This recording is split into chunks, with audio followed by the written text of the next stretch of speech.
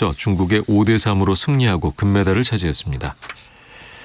이주호 사회부총리 겸 교육부 장관이 대학 입학 정원에 적어도 30% 정도는 전공벽을 허물고 입학시킨 후 전공 선택권을 주도록 가이드라인을 주려고 한다고 밝혔습니다.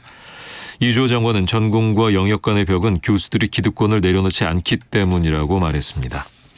날씨입니다. 오늘은 전국에 구름이 많이 끼겠고 남부지방과 제주도는 차차 흐려지겠습니다. 내일 중부지방은 가끔 구름이 많이 끼겠고 남부지방과 제주도는 대체로 흐린 가운데 강원 영동과 경북 북부 동해안, 제주도와 남해안에는 비가 오는 곳이 있겠습니다. 내일 아침 기온은 서울이 12도 등 2도에서 4도 정도 높겠습니다. KBS 제1라디오 5시 뉴스를 마칩니다. 아나운서 이상협이었습니다. KBS.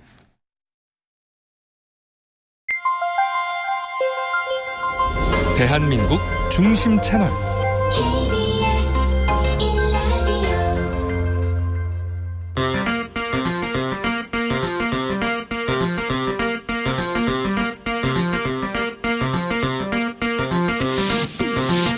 주진우 라이브.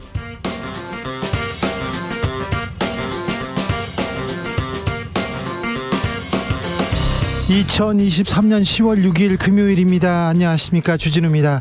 이균용 대법원장 후보자 임명 동의안이 국회에서 부결됐습니다. 사상 초유의 대법원장 공백 사태 결국 현실됐는데요. 민주당에서는 부적격 인사 추천한 대통령에게 책임이 있다 이렇게 얘기했고요. 대통령실은 국민을 인질로 한 정치투쟁이라고 비판했습니다. 심평 변호사와 함께 이야기 나눠보겠습니다.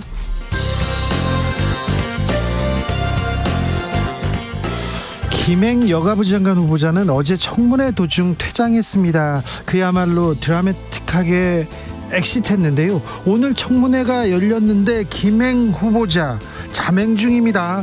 후보자 없는 청문회 어떻게 되는 걸까요? 주스에서 정리해드리겠습니다. 10월 9일 다음 주 월요일은 한글날입니다. 가장 과학적이라는, 가장 독창적이라는 자랑스러운 우리 문화유산 한글에 대해서 여러분은 얼마나 알고 계십니까? 한글날에 담긴 의미들 애국미남단에서 공부해봅니다. 나비처럼 날아 벌처럼 쏜다. 여기는 주진우 라이브입니다.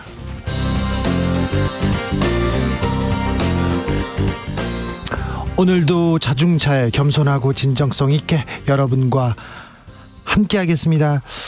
부산은 지금 부산국제영화제로 뜨겁습니다. 자, 영화만큼은 또 한국이 이제 세계를 주도하는 나라가 됐는데 부산국제영화제는 예전만큼은 아니라고 합니다. 다시 그 위상을 찾았으면 하는데 부산국제영화제, 그리고 영화에 관심 있는 사람들 많죠. 관심 가져주십시오. 그런데요, 지금 현실에서 영화 같은 일이 너무 많이 벌어지고 있어요. 있을 수 없는 일이, 리얼리티 떨어진다, 이렇게 만들면 안 된다, 이런 일들이 너무 벌어집니다. 청문회에서요, 장관 후보자가 사라집니다. 이걸 어떻게 봐야 될지,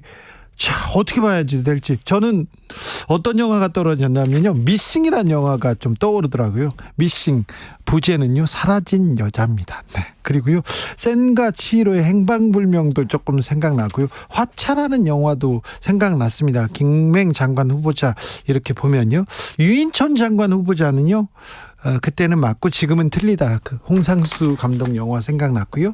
신원식 국방부 장관 후보자는 저는 생각이 안 나는데 우리 PD가 타짜 생각난다고 자꾸 어디를 걸으라고 막 손모가지 막 얘기 나오잖아요. 그런 얘기 합니다. 자, 현실이요, 영화 같아요. 그래서 지금 현실 보면요, 어떤 영화가 떠올라요? 지금 가을에는요 이 영화가 떠올라요. 떠오르는 영화 있습니까? 그냥 갑자기 떠오르는 인생 영화도 좋습니다. 샵 9730, 짧은 문자 50원, 긴 문자 100원, 콩으로 보내시면 무료입니다. 그러면 인생 영화, 그리고 현실 같은 영화 얘기 한번 해보자고요. 주진우 라이브 시작하겠습니다.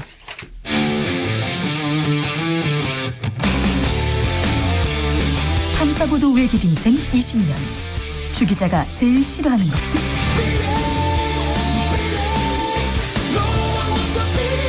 이 세상에서 비리와 부리가 사라지는 그날까지, 오늘도 흔들림 없이 주진우 라이브와 함께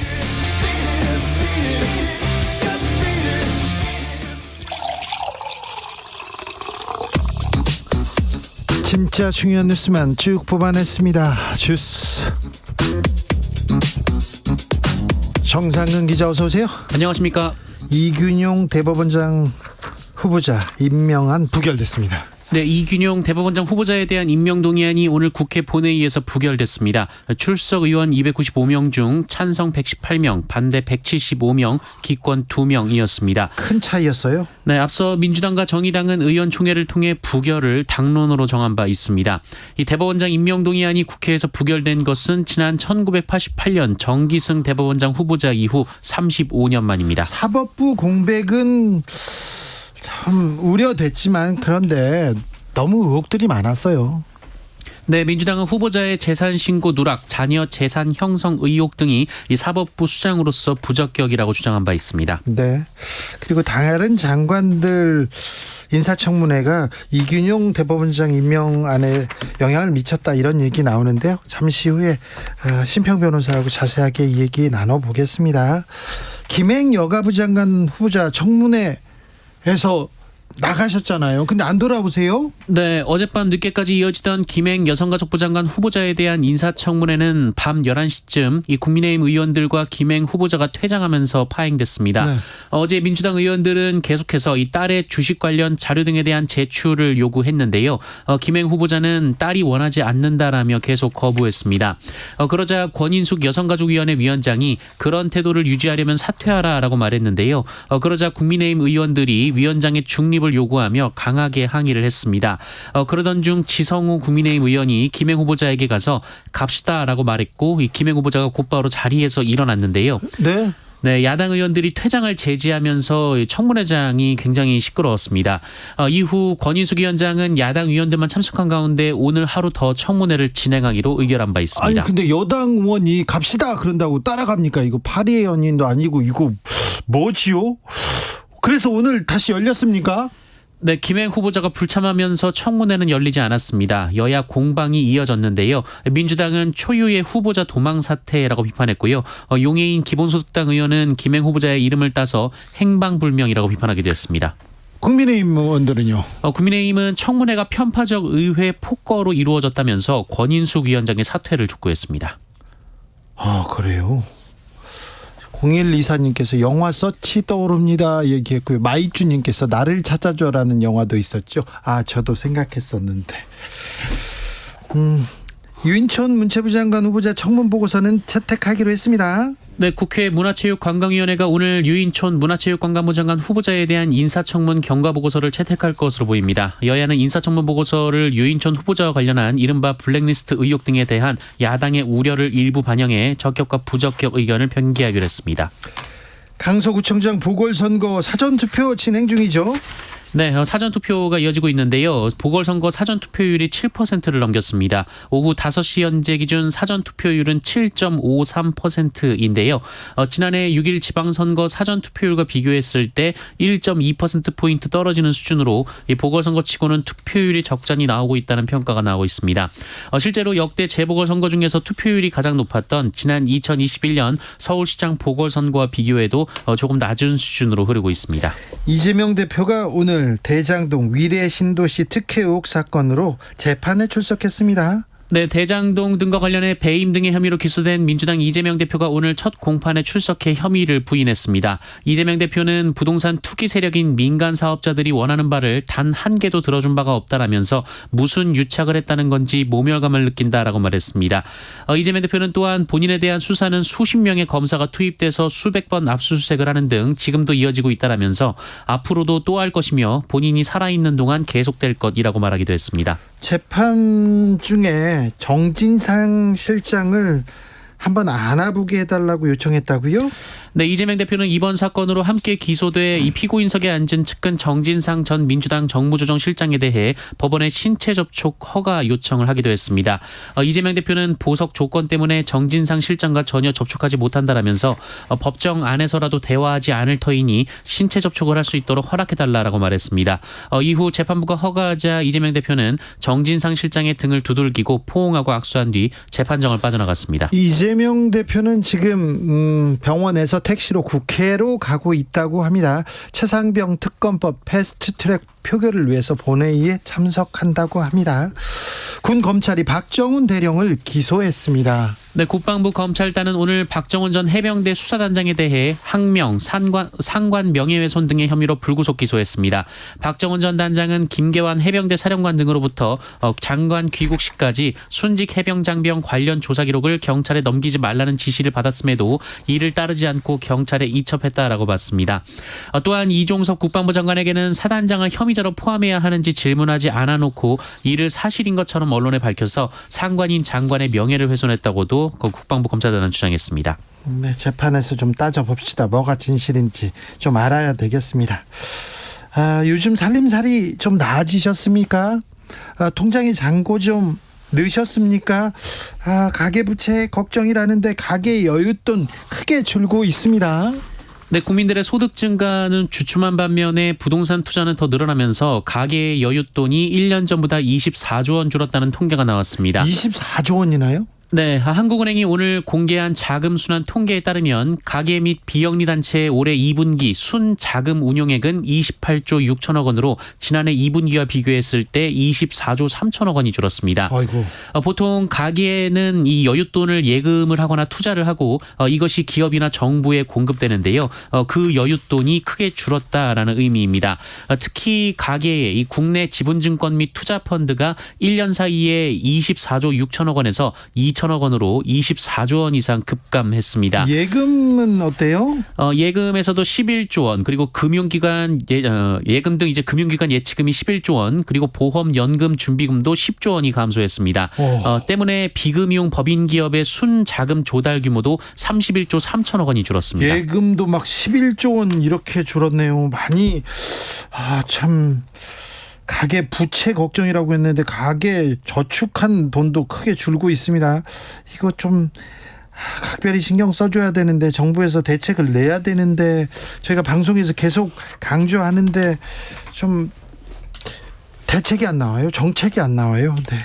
그래서 더 얘기하겠습니다.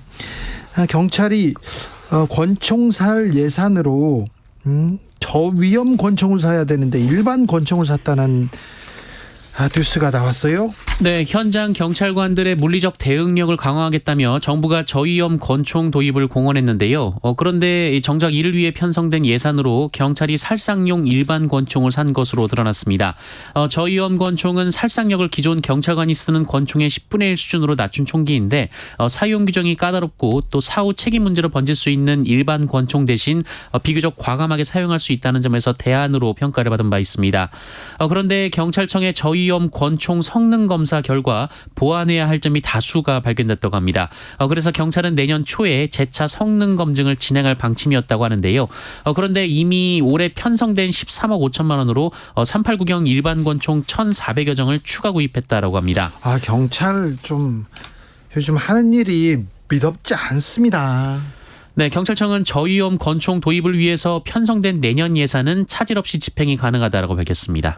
또 예산은 또 예산의 성격에 필요에 맞게 써야 되는데 이게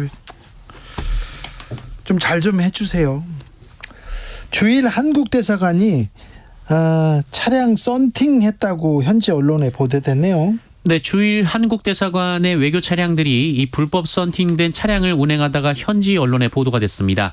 일본 후지 TV는 불법 썬팅한 한국 대사관 차량을 4시간 만에 3대 발견했다며 한국 대사관이 주변의 안전을 위협할 수 있는 행태를 외교 특권으로 자행하고 있다라고 비판했습니다. 일본 외무성에서도 조사를 했습니까? 네, 일본 외무성 조사 결과 한국 대사관에서 법령에 적합하지 않은 사례가 있었다 이렇게 확인을 했습니다. 한국 대사관 측은 취재진의 일부 차량의 과도한 썬팅은 인정했지만 일본 법률에 적합하지 않다는 것을 인식하지 못했다라고 답변했다고 합니다. 우리와 달리 일본에서는 그 차량 압유리 그 썬팅 못하게 했어요. 네, 이 차량 압유리 등의 70% 이상의 가시광선 투과율을 충족하도록 법률로 규정을 하고 있는데요. 네. 한국 역시 비슷한 기준이 있긴 합니다만 한국은 썬팅이 만연해서 단속은 하지 않고 있는 중입니다. 일본 법이니까 또 우리 외교관이라고 해도 일본 법은 따라야겠죠. 그런데 그렇게 생각해 봅니다. 일본 대사관 앞에 불법 주차된 차량 많습니다. 저기 성북동 가면요. 일본 대사관 저 앞에 그 차량들 앞에 서 있어요. 불법 주차예요. 그런데 우리 언론이 그 앞에 가서 아이고 불법 주차하셨어요 일본 대사관 이 얘기 안 합니다. 그리고 우리 외무부에서 이런 거 안 따집니다. 그런데 조금 이런 것까지 얘기가 하고 외무성에서 나서고, 근데 일본하고 한국하고 관계가 좋아졌다는데 일본 외무성 이런 거 하고 있습니까?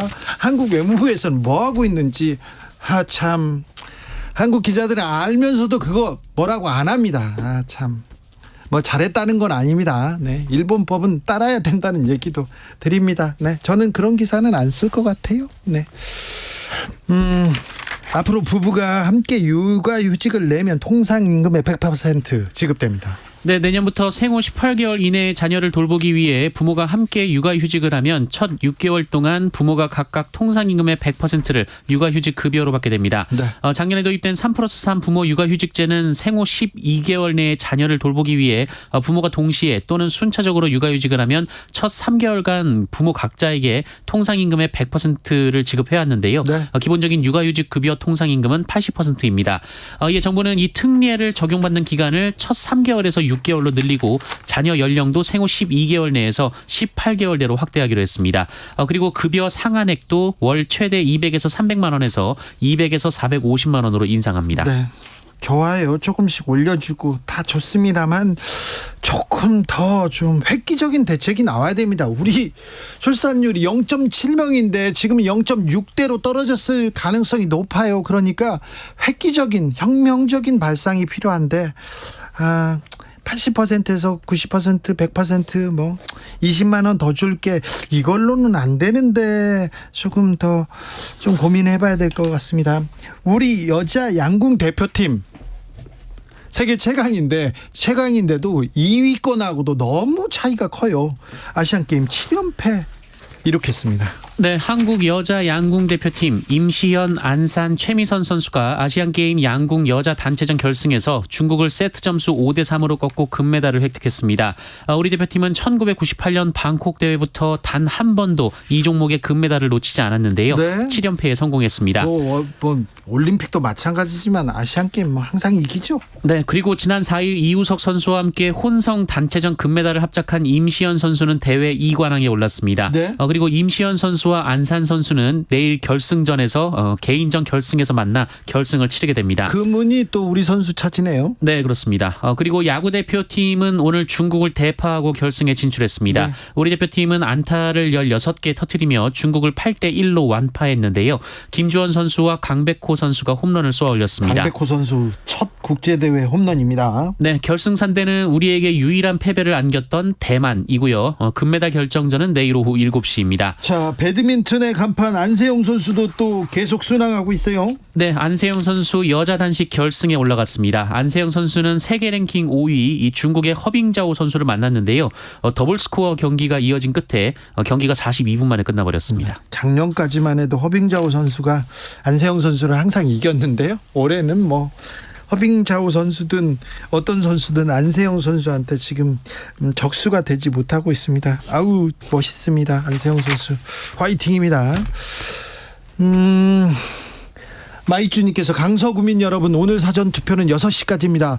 내일 사전투표는 저녁 6시까지고요. 다음 주 수요일은 오전 6시부터 8시까지 오후 8시까지 투표가 진행됩니다. 그러니까 강서구민주 여러분 자신의 투표권 꼭 행사해야 됩니다. 주스 정상근 기자 함께했습니다. 감사합니다. 그리고 주짓수에서도 금메달 소식이 나왔습니다. 주짓수요? 네. 알았어요. 네. 고맙습니다. 네, 정상근 기자 얼른 가세요.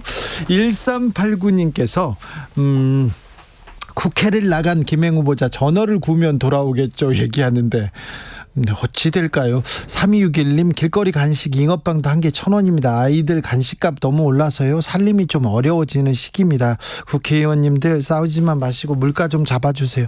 제 말이요. 싸울 땐 싸우더라도 좀 물가를 잡으면서 민생을 챙기면서 좀 해주세요. 어때? 안 그러면 정말 진짜 청문회인데 그렇게 싸워요. 그렇게 시끄럽게요. 참. 말 주짓수를 보는 것 같아요. 주짓수 구본철 선수가 77kg급에서 금메달 땄습니다. 자랑스럽습니다. 네. 내 인생의 영화 그리고 지금 현실에서 떠오르는 영화 있습니까? 물어봤더니 2195님께서 영화 바보들의 행진이 생각납니다. 왜인지는 잘 모르겠어요. 네. 그렇죠. 왠지는 저도 잘 모르겠습니다. 절대 모르겠어요. 6466님께서 지금 상황을 보면요. 영화 내부자들 착한 영화였어요. 착한 영화가 현실을 못 따라간다니까요. 3946님 코트 깃을 올리고 낙엽을 밟으면서 왠지 쓸쓸하게 걸어가는 영화 만추 생각납니다. 만추, 네, 현빈, 탕웨이, 네, 생각나네요. 쓸쓸하죠, 외롭죠. 가을이니까요. 7489님 생각나는 영화는 내 머릿속에 지우개입니다. 정치, 사회, 경제 다 지워버리고요. 그러고 싶어. 머리 아픈 일들이 너무 많아요. 얘기합니다. 5145님께서 영화 해피투게더 보셨습니까? 함께 영화 보고 이과수 폭포 보러 가자고 약속했던 친구가 있었는데요. 지금 뭘 하고 있을지 궁금합니다. 네. 어디 가셨구나. 떠나셨나. 네. 위로의 말을 전합니다. 주디는요, 영화나 드라마 보면서 가고 싶었던 곳이 있으신가요? 얘기하는데 저는 비자금 찾으러 가고 싶은 그런 생각이 있어요. 아직도요. 네, 계속 있어요. 네, 그냥 그렇다고요. 주진우 라이브.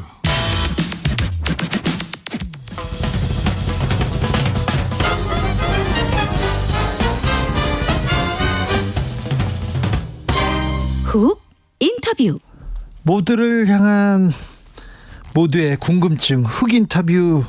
자, 내일 저녁에요. 여의도에서 세계 불꽃 축제가 열립니다. 화려한 불꽃이 가을밤을 수놓을 텐데요. 그런데 서울 시내 교통은 걱정입니다.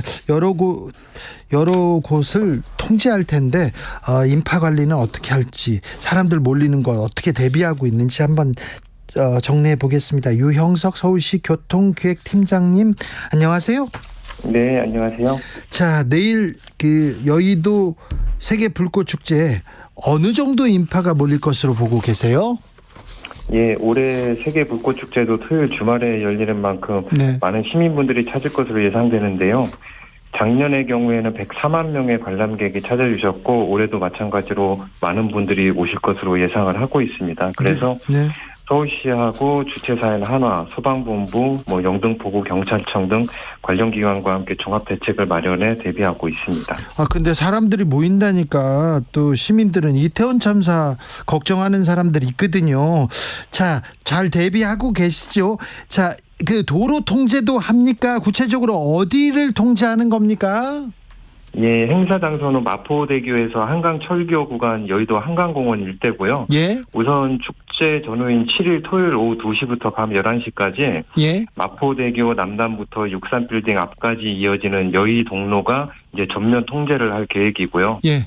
그리고 파크인 타워부터 여의동 주민센터까지 이어지는 국제금융로는 오후 1시부터 밤 11시까지 이제 통제를 하는데 예. 주민과 행사 차량 진입은 허용을 할 계획입니다. 네. 그리고 올림픽대로와 그리고 노들길에서 63빌딩 진입 구간이 있는데 그 구간은 교통 상황에 따라서 탄력적으로 통제를 하게 되고요. 예. 그리고 마지막으로 원효대교는 용산 방향 2차로에 대해서 6일 금요일 오전 10시부터 오후 5시까지 그리고 8일 일요일 오전 8시부터 11시까지 통제를 하고 행사 당일인 7일 토요일은 오전 10시부터 오후 5시까지 용산 방향 인도만 통제를 할 계획입니다.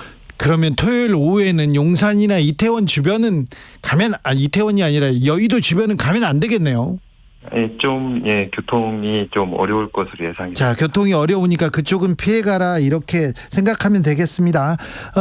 지하철이나 버스는 어떻게 됩니까?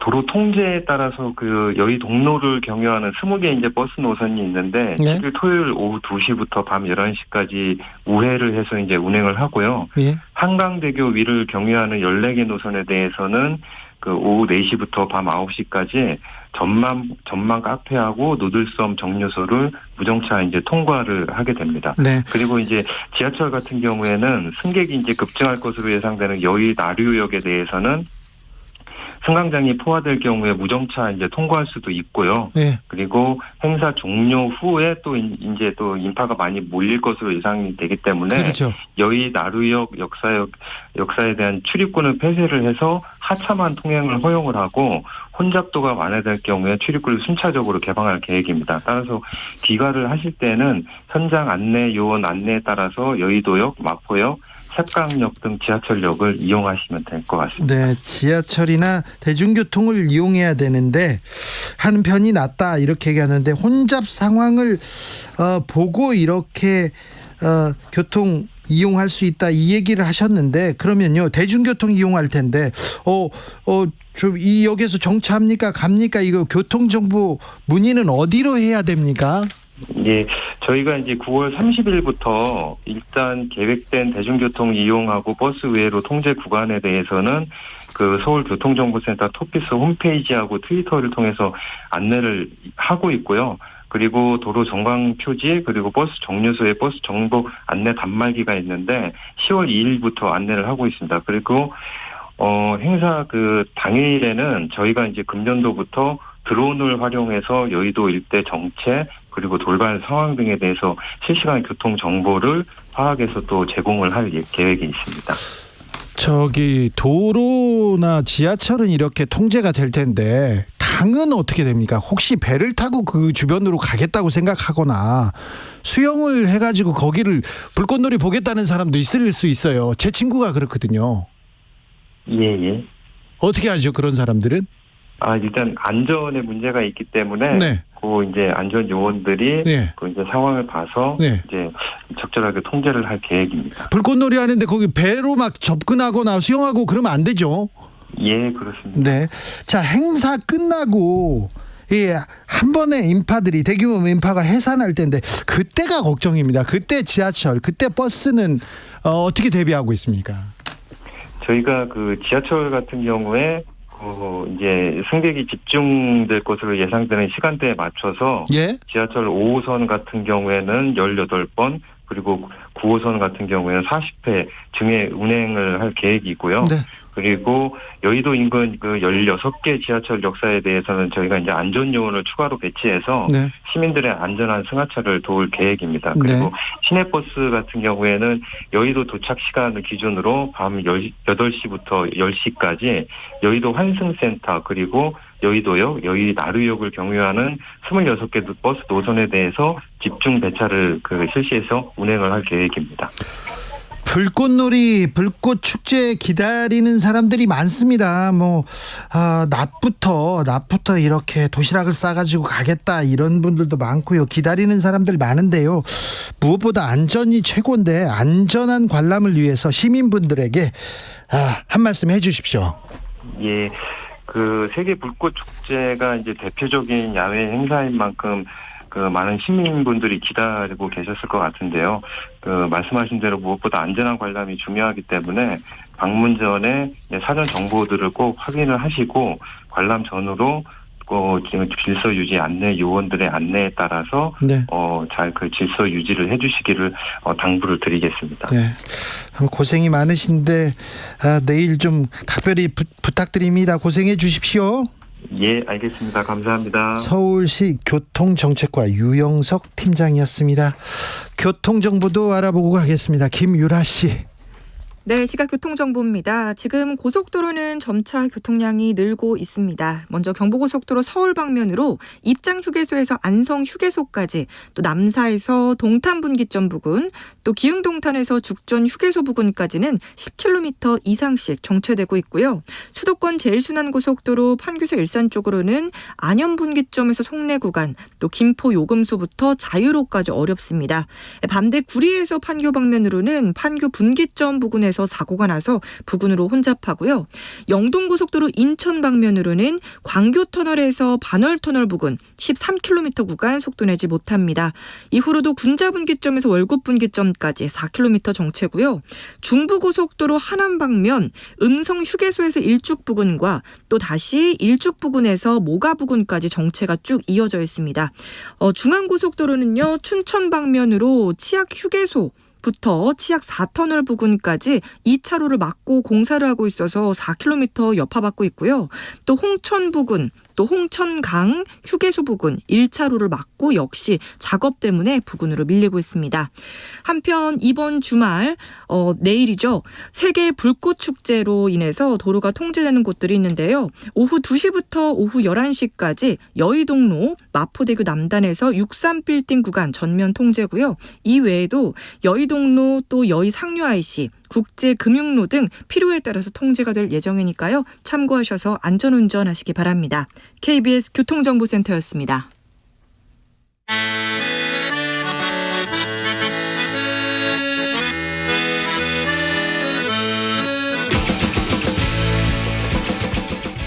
역사를 잊은 민족에게 미래는 없다. 역사에서 배우고 미래를 열어가겠습니다. 애국심으로 미래를 여는 남자들, 애국 미남단.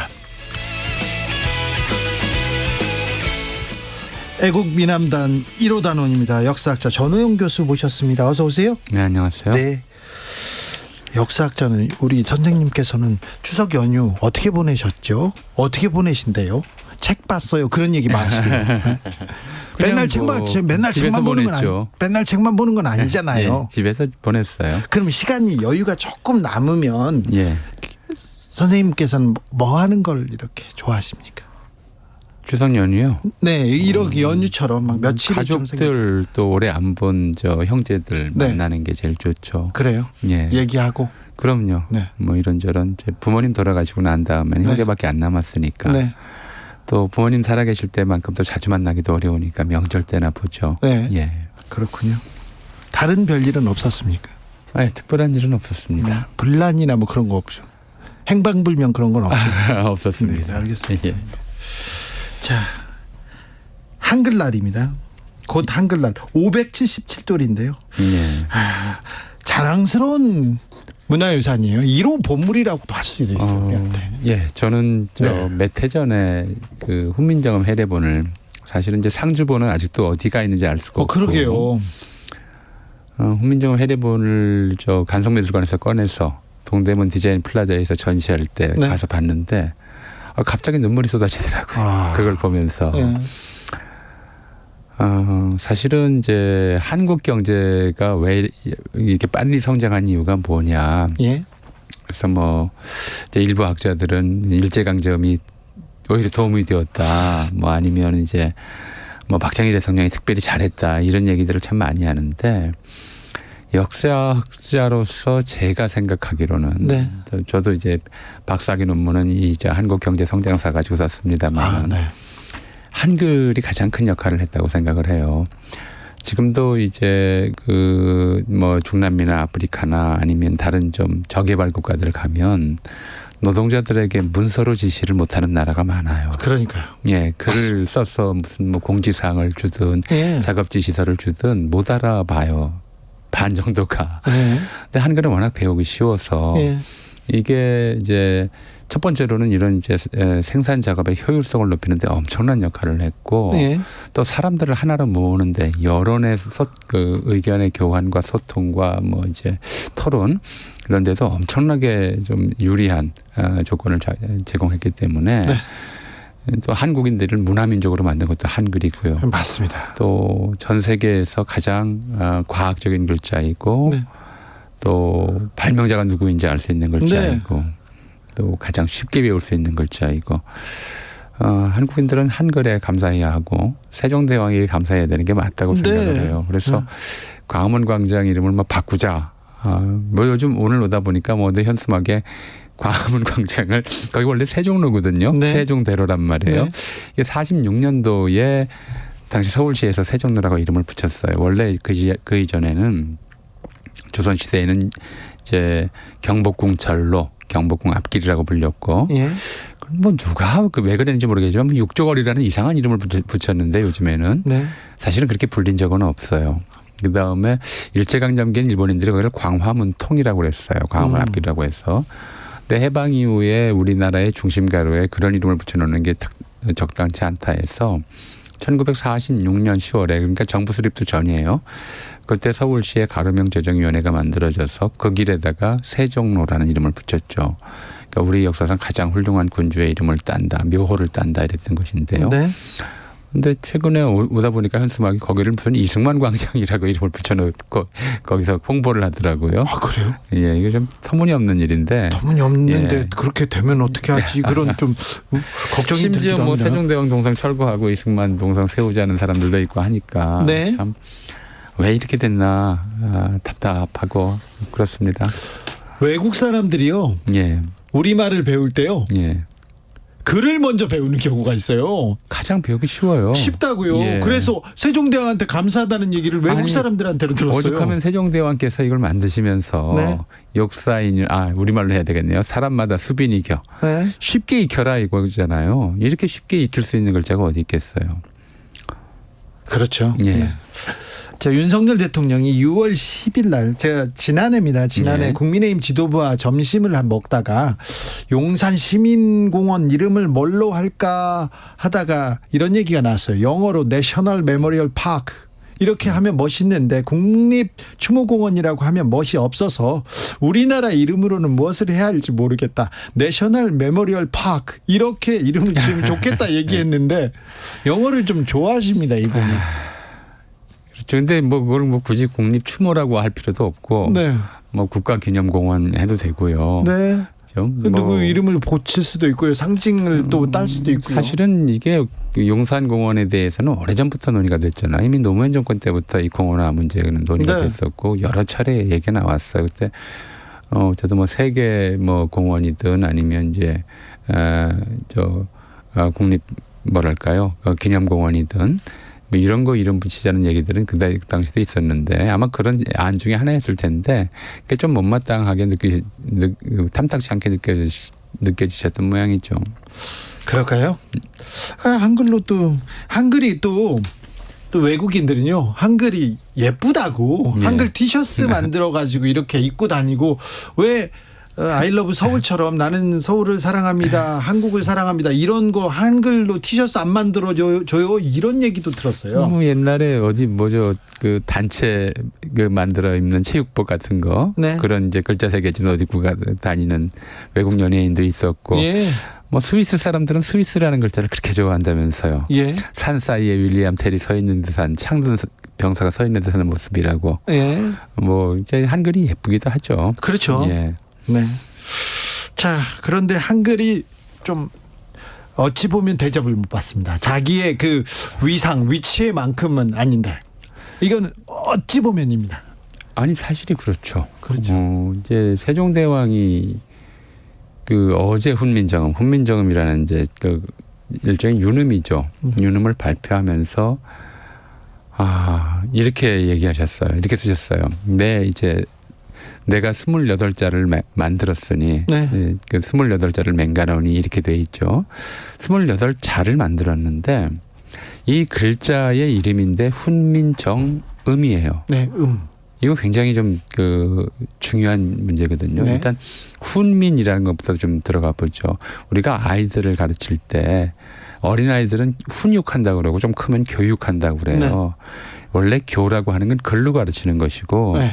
훈이라고 하는 것은 말로 가르치는 것이에요. 그렇군요. 글을 모르는 아이들을 가르칠 때 훈육이라고 해요. 네. 그래서 훈민이라고 한 것은 백성을 좀 이제 어린 백성이니까 어리석게 본 것이죠. 예.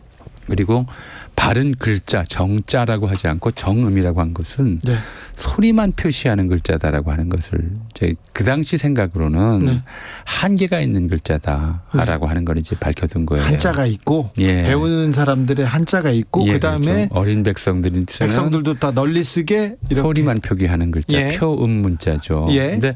그러다 보니까 당시 이제 한자 문학을 익숙하게 있는 시대 또 양반들이 한자를 읽고 쓸 줄 안다는 것을 자기 자존감으로 생각하던 시대에는 이 글자가 좀 탐탁치 않았죠. 온전한 글자가 아니라고 생각했어요. 네. 그래서 별명으로 반글이라고들 했죠. 반글. 이것도 어떤 국어학자하고서 사실 논쟁을 한 적이 있었는데 우리 반말이라고 그러잖아요. 예. 왜 반말일까요? 반말이요? 네. 우리가 일상 언어에서 존댓말하고 반말밖에 없는 세상을 살고 있어요. 존댓말의 반대말이라면 하댓말이나 비댓말이 돼야죠. 그렇죠. 왜 반말이 되겠어요? 왜 그럴까요? 원래 우리가 이제 어미 활용이 굉장히 복잡한 언어예요, 한국어가. 그러니까 상대에 따라서 네. 존대, 상대, 평대, 하대, 비대 기본적으로 5개로 나뉘어요. 너무 어미 그건 활용이. 어렵겠어요. 하십시오, 하시오, 네. 하오, 하게, 해라. 네. 이게 이제 각각의 그 5가지 단위거든요. 거기다가 또 특수언어로서 궁중에서는 하시옵소서까지 네. 해서 극존대가 또 있어요. 그래서 뭐 이렇게 돼 있어서 헤라체는 이제 아주 그 존비 관계에서 그러니까 노비가 저 상전인 노비에게 또는 부모가 자식에게 쓰는 말이거든요. 근데 아이들이 이렇게 복잡한 어미 활용을 배울 수가 없잖아요. 네. 그래서 아이들은 어미 없는 말을 잘라서 쓰도록 허용했어요. 네. 그게 이제 말을 반토막 냈다고 해서 반말이에요. 아, 예. 해, 자, 먹어, 쉬어 이런 식으로 뒤에 어미가 활용형 어미를 안 붙이는 거죠. 네. 그런 걸 반말이라고 해서 아이들이나 쓰는 말이고 아이 시절을 벗어나면 이런 말을 쓰면 안 되었어요. 아, 예. 그래서 이제 그랬던 것인데 이제 그게 좀 일제강점기에 일본어식 사용 용례하고 좀 섞이면서 우리 언어가 이제 존댓말과 반말 2개로만 남아있는 좀 이상한 형태가 돼버렸고 존댓말도 그래서 요즘은 제대로 못 써서 뭐 커피 나오셨습니다. 커피 이런 말도 좀 하잖아요. 그건 아닙니다. 예. 그건 잘못했습니다. 이제 이렇게 돼버렸는데 네. 그래서 그런 어린아이나 쓰는 말이다 말이다 해서 반말이라고 했던 것처럼 어린아이나 쓰는 글이다 해서 반글이라고 했고 기본적으로는 한자를 위주로 하면서 이것은 이제 규방가사 여성들의 글이라든가 이제 부모가 시집간 딸에게 보내는 편지 이런 쪽에 좀 사용되는 제한적인 문자로 이제 그렇게 남아 있었죠. 이건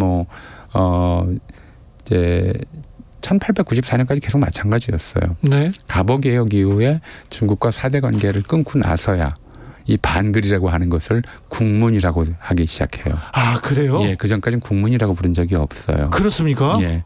1894년 이제 청나라와 사대 관계를 끊고 나서 한자는 그냥 한문이고 그다음에 한글은 국문이다 이렇게 이제 좀 높여준 거죠. 예. 그리고 결정적인 역할을 한 것이 그에 앞서서 1886년에 유경공원이 문을 열었고 유경공원 교사로 미국인 헐버트가 오는데 이 사람이 한글을 처음에 이제 배우면서 보니까 정말 우수한 문자인 거예요. 정말 우수한 문자이고 영어 쓰던 거 금방 배울 수 있는 문자인데 네. 근데 당시엔 띄어쓰기가 없었어요. 예. 근데 이제 동아시아 다 보시면 알겠지만 중국에도 띄어쓰기 안 쓰고요. 예.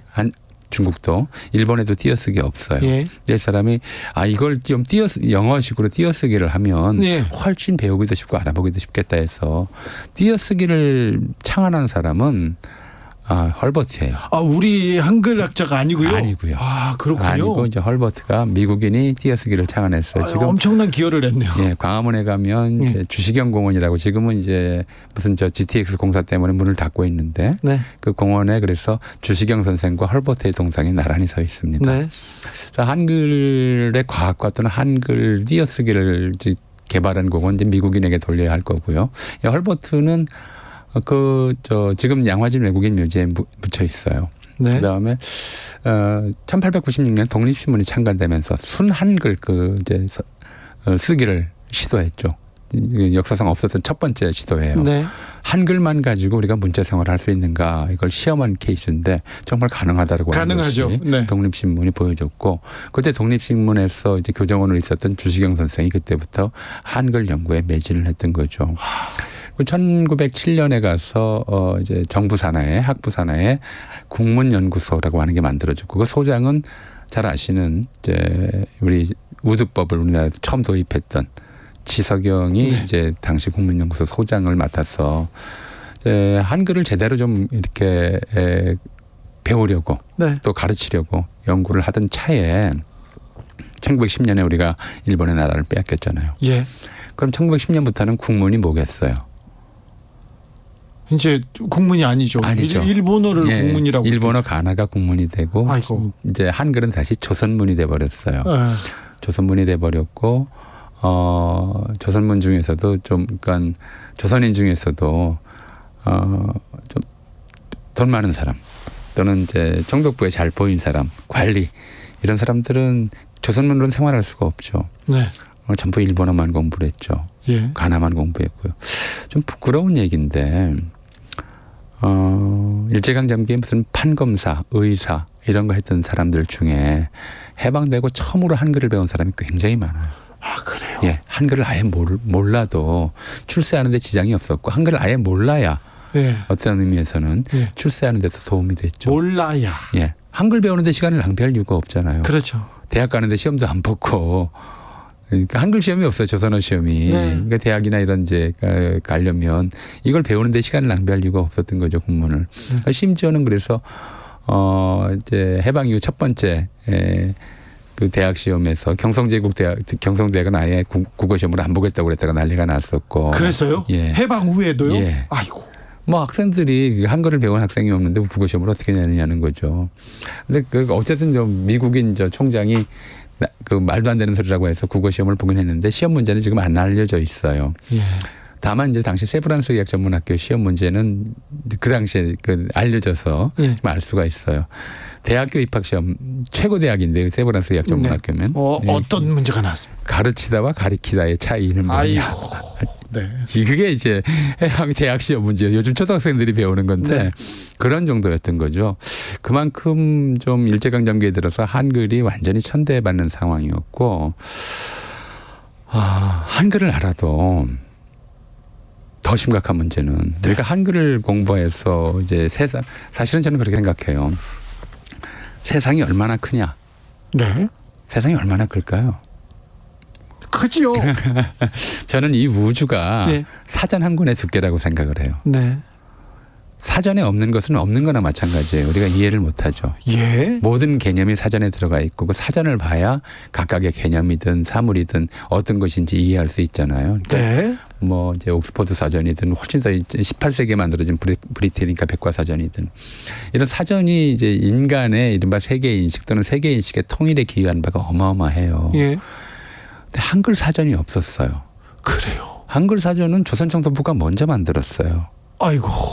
또 한국인을 위해서 만든 것이 아니라 네. 한국을 지배하려고. 행정을 하는 이제 공무원 일본인 관리나 경찰들을 위해서 아주 약식 한글 사전을 만들었고요. 처음이. 예. 그래서 1920년대 조선학회 회원이 개인적으로 한 10,000여 개의 어휘를 넣어서 한글 우리말 사전을 만든 적이 있었는데 그것도 믿을 바가 그것도 좀 워낙 소략했고요. 그 유명한 말모이라는 영화에서 보면 조선학회가 한글 사전을 만들려고 그렇게 애를 쓰잖아요. 예. 그게 한국인들의 의식을 통일하고 한국인들의 민족을 한국 민족을 하나로 묶는데 결정적인 중요성을 갖는다는 걸 알았기 때문에 언어 문자가 그렇죠. 사전이 없으면 우리가 아무 단어도 이게 공용성을 범용성을 얻지를 못해요. 네. 그래서 그거를 만들려고 하는데 그게 해방 이후에나만 나온단 말이에요. 네. 우리말 큰 사전이. 예. 그러니까 우리가 이제 집단적 노력에 의한 학문적 결실에 의한 사전은 일제강점기까지 우리말 사전조차 나오지를 못했던 거죠. 네. 엄밀하게 말해서 한국인들이 일본어 사전은 볼 수가 있었어도 한국어로 이 세상을 이해할 수 있는 틀을 가지지를 못했던 거예요. 네. 그만큼 식민지 지배라고 하는 것이 한국인들의 이른바 발전, 문화의 발전, 하나의 통합에 얼마나 큰 장애를 초래했는지 알 수 있는 사실이죠. 그러니까 이렇게 좀 한글 천대의 역사가 길었고 또 일제강점기에도 못 배운 사람들의 어린 백성이나 배우는 글 정도로 천대받는 상황에서 이 한글을 통해서 민족 정신을 좀 바로 세우고 민족을 통합하자 이런 생각들이 나올 수밖에 없죠. 한글을 전공했던 연구했던 사람들은. 그래서 이런 사람들이 이제 1926년이 8회갑이었어요. 한글 창제 8회갑. 예. 8회갑이라고 하는 건 뭐냐면 네. 우리는 지금 몇백 년 이런 단위로 계산하잖아요. 예. 100주년 단위. 100주년, 200주년. 근데 그 당시 그 시절 사람들만 해도 100주년이라고 하는 건 굉장히 낯설었어요. 센테니얼이라고 하는 개념이 없었기 때문에. 60 곱하기 60. 60 단위. 그래서 임진왜란도 어떻게 기념했냐면 2주갑, 3주갑해서 60년 단위를 기념을 했어요. 아, 예. 그러니까 우리가 2092년, 그렇죠? 2012년이었나 보네요. 예. 그때가 이제 임진왜란 7주갑 이랬었거든요. 예. 그러니까 임진왜란 6주갑이 1952년이었는데 한국전쟁 중이었는데도 그때도 이제 임진왜란 6주갑 기념식을 하고 하던 정도였으니까. 그러니까 한글 창제 8주갑 기념일을 하면서 예. 이제 그때부터 이제 한글 이거 창제를 기념하기로 했는데 그때만 해도 한글이라는 이름이 정착하지 않았던 거죠. 네. 우리가 세종대왕이 한글을 창제하셨다고 얘기하지만 사실은 세종대왕은 훈민정음을 창제한 거고 예. 한글이라는 이름은 주시경 선생이 1913년에 붙여요. 근데 1926년까지도 일본어하지 않아서 첫 번째 한글 창제 기념, 훈민정음 창제 기념식의 이름은 가갸날이었어요. 가갸날. 예. 그러니까 일본인들이 가나라고 그러니까 자기 문자를 예. 우리 문자 이름이 없던 때니까 국문도 아니고 조선문이라고 가갸 그러니까 하다가 가갸. 가갸 거기 할 때 앞에 두 개를 따서 네. 가갸날이라고 이름을 붙였었죠. 네. 그게 첫 번째 한글날 기념식입니다. 그리고 이제 그 다음에부터 계속 가갸날 2주년, 3주년 하기로 했는데 이제 그 1년 사이에 한글이라고 하는 이름이 이제 더 넓게 퍼져서 네. 앞으로는 한글날이라고 하자. 그래서 1927년부터 한글날이라는 이름이 붙습니다. 한글날의 역사는 예. 길진 않군요. 길지 않습니다. 6856님께서 한글의 위대함을 매번 잊고 있는 제 자신을 반성합니다. 한글보다 영어가 일상화되어 있는 우리 현실도 많이 아쉬워요. 지나가다 보면 간판도 다 외래어고 그렇습니다. 1388님 주진우 라이브가 아니고 주진우 생방송이라고 해라. 네. 반성하겠습니다. 죄송합니다. 네. 참 그렇게 해야 되는데 오늘 얘기도 좀 누구들 사람들한테 들려주고 싶어요. 느티나무님께서 교수님 얘기 오디오북으로 만들어서 아이들 들려주면 좋겠어요. 귀에 쏙쏙 들어옵니다. 저도 그 생각했는데 자 이렇게 중요하고 정말 글과 언어와 그림이라 정신을 이렇게 모아주는 그런 말인데 왜 조금 한글에 대해서 우리가 이제 일제강점기에도 일본어를 배워오는 것이 더 유리했고요. 해방 이후에도 영어를 배우는 것이 더 유리했다. 이렇게 판단을 하다 보니까 네. 한글을 계속 반글의 지위. 그러니까 지금은 한글은 잘 못 써도 네. 우리말을 잘 못해도 네. 엉뚱한 데다 전대를 붙여도 네. 다 넘어가잖아요. 그 부분에 대해서는 별로 사람들이 지적하지 한국말 잘못한다고 누구를 좀 뭐라고 비난하거나 예. 훈계하거나 이런 법이 없어요. 예. 영어 잘못하면 맨날 혼나는데 예. 우리말 잘못 쓴다고 해서 혼나지 않는 그런 문화를 만들어버렸어요. 그러니까요. 영어 잘못하면 창피한데 한글은 마찬가지. 세계에서 가장 우수한 문자를 선물 받고도 그것을 천대하는 것. 그게 이제 우리가 좀 극복해야 될 잘못된 문화가 전우영 아닐까 교수였습니다. 감사합니다.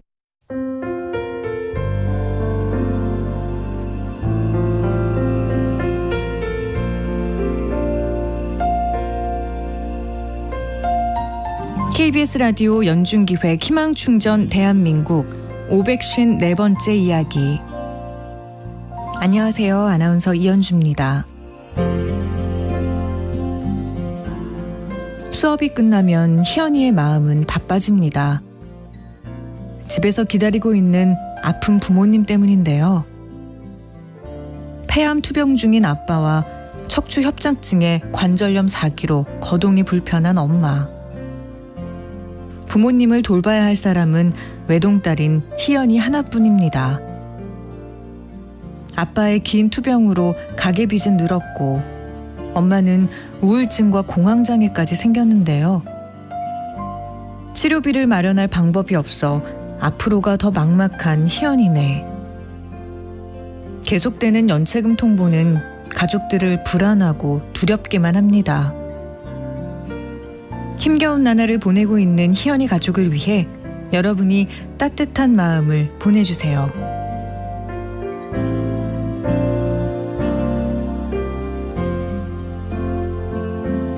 여러분의 따뜻한 손길이 희망의 빛이 됩니다. ARS 060-700-1580 060-700-1580 한 통화 3,000원으로 희망을 선물해주세요. KBS 라디오 연중기획 희망충전 대한민국은 초록우산 어린이재단, 인탑스 주식회사, 그리고 청취자 여러분과 함께합니다. ARS 060-700-1580 한 통화 3,000원입니다.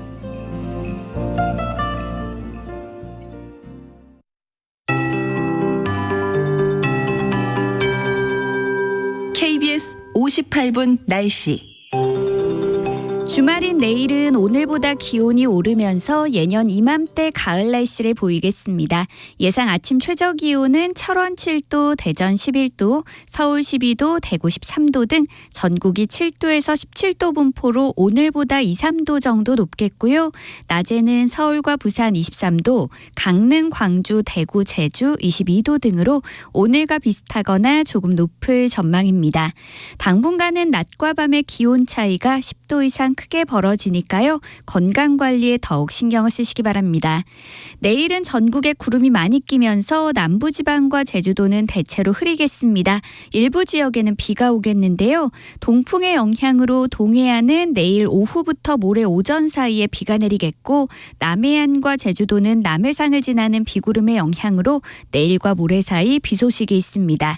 예상 강수량은 제주도가 최대 40mm, 강원 영동은 5에서 30mm, 경북 해안과 남해안은 5에서 20mm 정도가 되겠고 그 밖에 전남과 경남 지역에도 5mm 안팎의 비가 조금 오는 곳이 있겠습니다.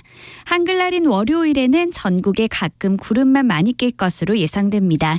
현재 서울의 기온은 19도, 습도는 46%입니다. 송소진입니다.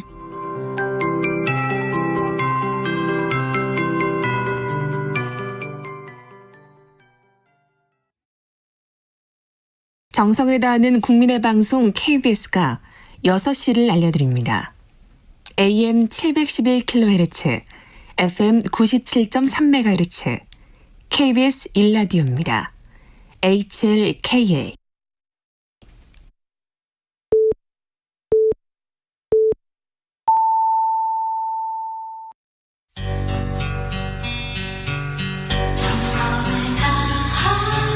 정성을 다하는 국민의 방송 KBS 주진우 라이브. 그냥 그렇다고요. 이 시각 라디오 정보센터 뉴스입니다. 이균용 대법원장 후보자에 대한 임명동의안이 국회에서 부결됐습니다. 대법원장 임명동의안이 국회에서 부결된 것은 1988년 정기승 대법원장 후보자 임명동의안 부결 이후 35년 만입니다. 서울 강서구청장 보궐선거 사전투표가 오늘부터 내일까지 이틀간 진행됩니다. 오늘 아침 6시부터 시작된 사전투표는 저녁 6시까지 서울 강서구 내에 설치된 사전투표소 20곳에서 실시됩니다. 주택연금에 가입할 수 있는 주택 공시가격 기준이 기존 9억 원 이하에서 12억 원 이하로 확대됩니다. 한국주택금융공사는 오는 12일 신규 신청자부터 이 같은 기준을 적용할 예정이라고 밝혔습니다.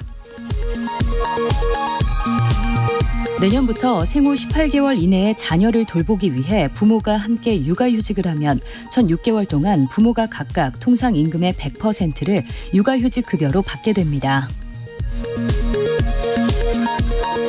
항저우 아시안게임 양궁 여자대표팀이 결승에서 중국을 물리치고 단체전 7연패를 달성했습니다. 남자 양궁도 13년 만에 아시안게임 단체전 금메달을 수확했습니다. 지금까지 라디오 정보센터 조진주였습니다.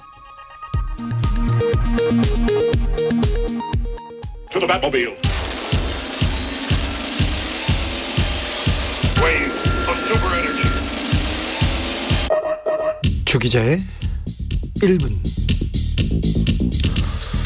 홍콩 배우 주윤발만큼 우리나라에서 사랑받은 배우가 있을까요?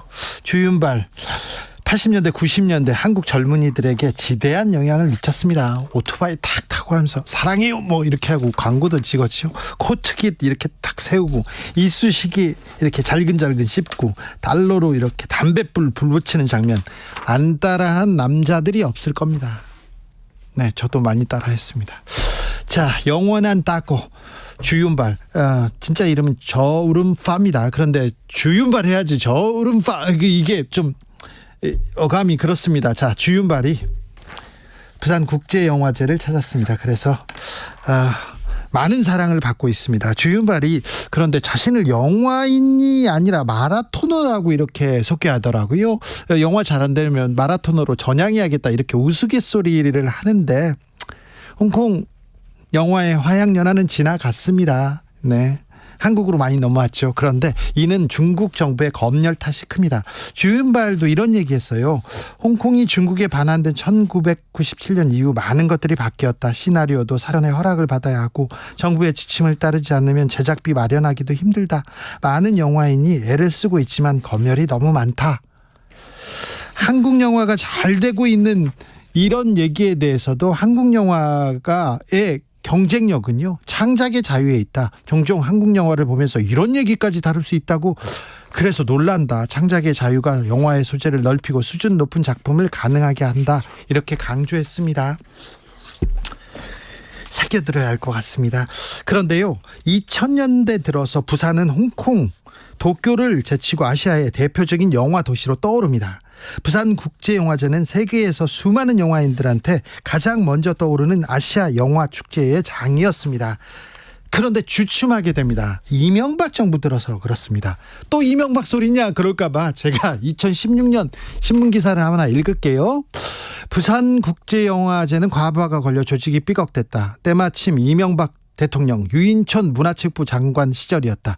기세등등해진 극우 세력들은 문학의 내 좌파 세력을 청산하고자 나섰고 그중 하나로 부산 영화제를 지목했다. 감사원의 고강도 감사가 있었다. 부산 국제영화제 집행위원장을 지낸 이용관 전 위원장은 부산 영화제 MB 때부터 블랙리스트였다. 이런 인터뷰를 하기도 했습니다. 영화계 좌파 청산하겠다. 이렇던 이명박 정부에서 부산국제영화제를 감사하고요. 예산이 크게 줄어서 그 다음부터는 좀 주춤하게 됩니다. 유인촌 문체부 장관 후보자가 MB 때 블랙리스트가 없었다고 이렇게 말하셨어요. 있었는데 문체부에서 이명박 정부 블랙리스트 백서를 만들어 가지고요. 누구 어떤 연기자들, 어떤 감독들 이렇게 블랙리스트로 만들어서 탄압했다. 이렇게 백서에다 적어놨습니다. 정부에서. 수많은 블랙리스트 피해자들이 지금 소송을 하고 있습니다. 문성근 배우, 김미화 배우, 탁현민 씨 등을 비롯해서 지금 소송을 하고 있는데 없다고 말씀하시네요. 자, 주윤발한테 좀 배웠으면 좋겠어요. 홍콩 영화의 몰락에서 우리가 배워야 합니다. 정부가 지원을 하되 간섭은 말아야 합니다. 이명박 정부 때처럼 그렇게 하면 안 됩니다. 주 기자의 1분이었습니다. 아우, 지금 쌍권총 막 펑 쏘면서 영웅본색 생각하시는 분들 있죠. 네. 그때 이렇게 들렸던 노래입니다. 장국영의 목소리입니다. 당년정.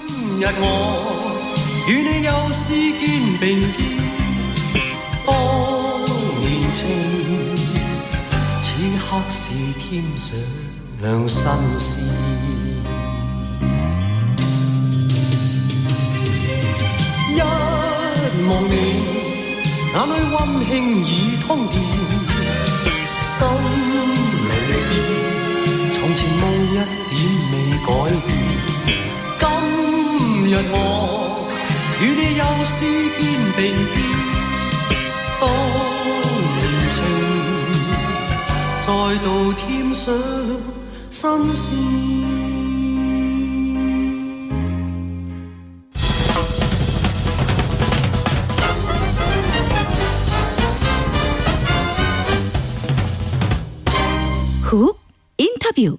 훅 인터뷰 이어가겠습니다. 이균용 대법원장 후보자 국회에서요 부결됐습니다. 사법부 수장 공백이라는 최대 위기에 직면했는데요. 이거는 사법부에 어떤 영향을 미칠까요? 정치권에는 어떻게 영향을 미칠지 판사 출신 심평 변호사와 얘기해 봅니다. 변호사님 안녕하세요. 안녕하십니까. 네, 건강하시죠? 예, 뭐 이렇게 전화로 인터뷰하게 돼서 송구스럽습니다. 네, 건강은 괜찮으시고요. 추석 잘 보내셨고요. 네, 예, 고맙습니다. 저 변호사님, 이균용 네네. 대법원장 후보자가 국회에서 부결됐습니다. 표결에서. 어떻게 보셨어요?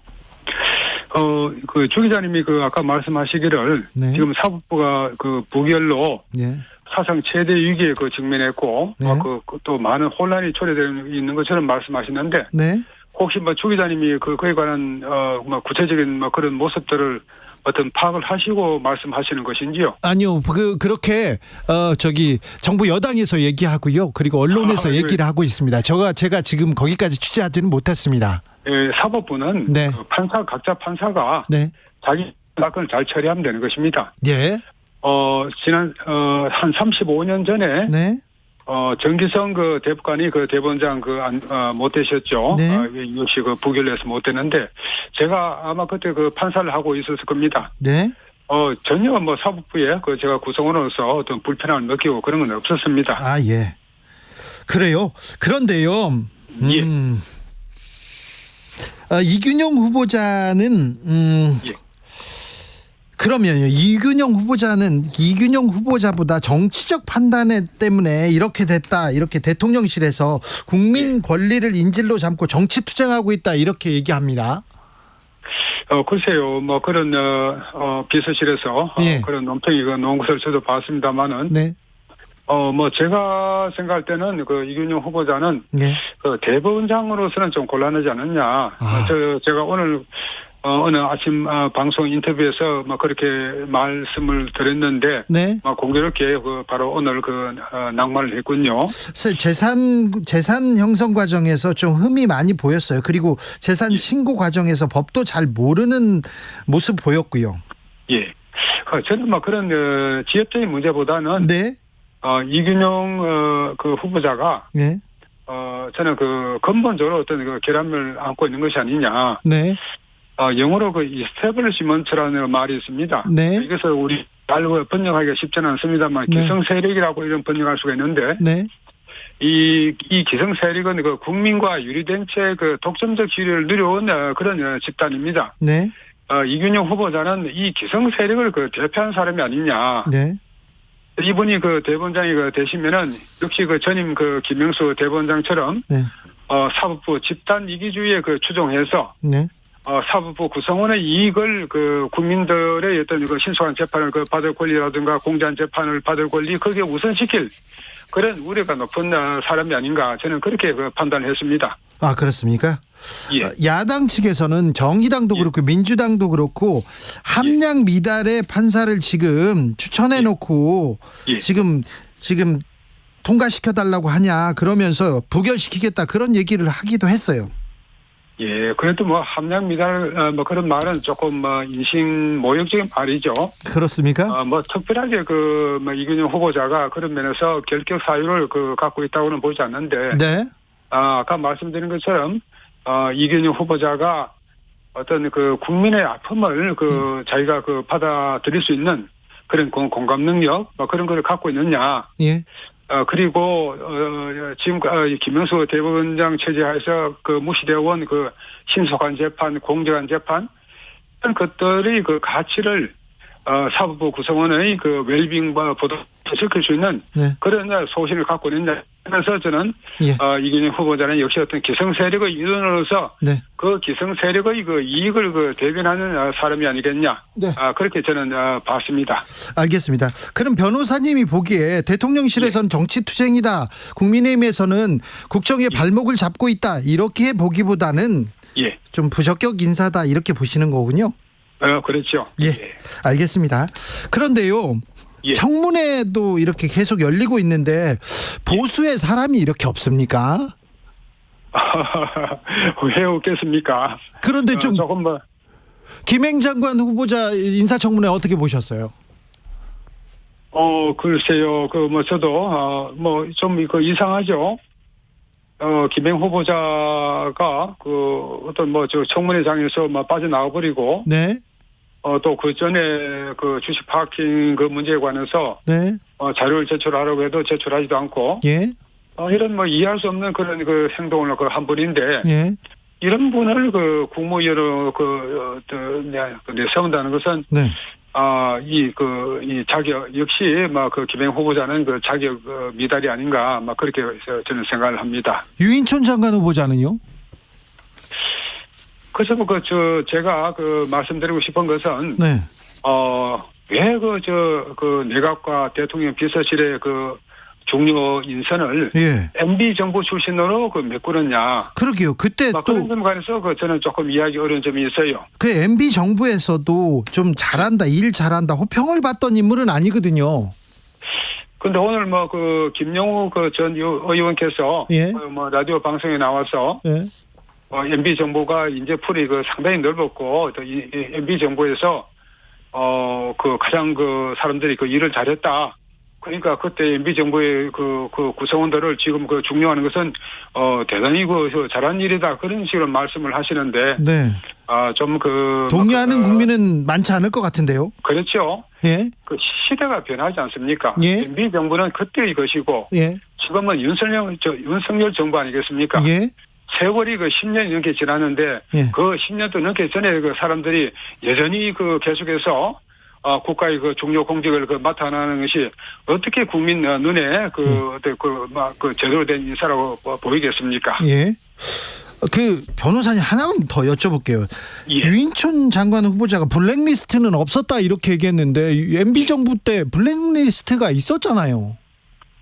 그 후의 뭐 수사 과정에서 뭐 그것이 밝혀졌죠. 예, 그런데 없다고 이렇게 관해서 예. 유인촌 장관이 그 블랙리스트에 관여했다는 그 점에 관해서는 뭐 저도 전혀 아는 바가 없습니다. 예. 관여했다는 거는 관여했네 안 했네는 모르겠습니다만은 MB 정부 때도 박근혜 정부 때도 블랙리스트가 문제가 됐지 않습니까?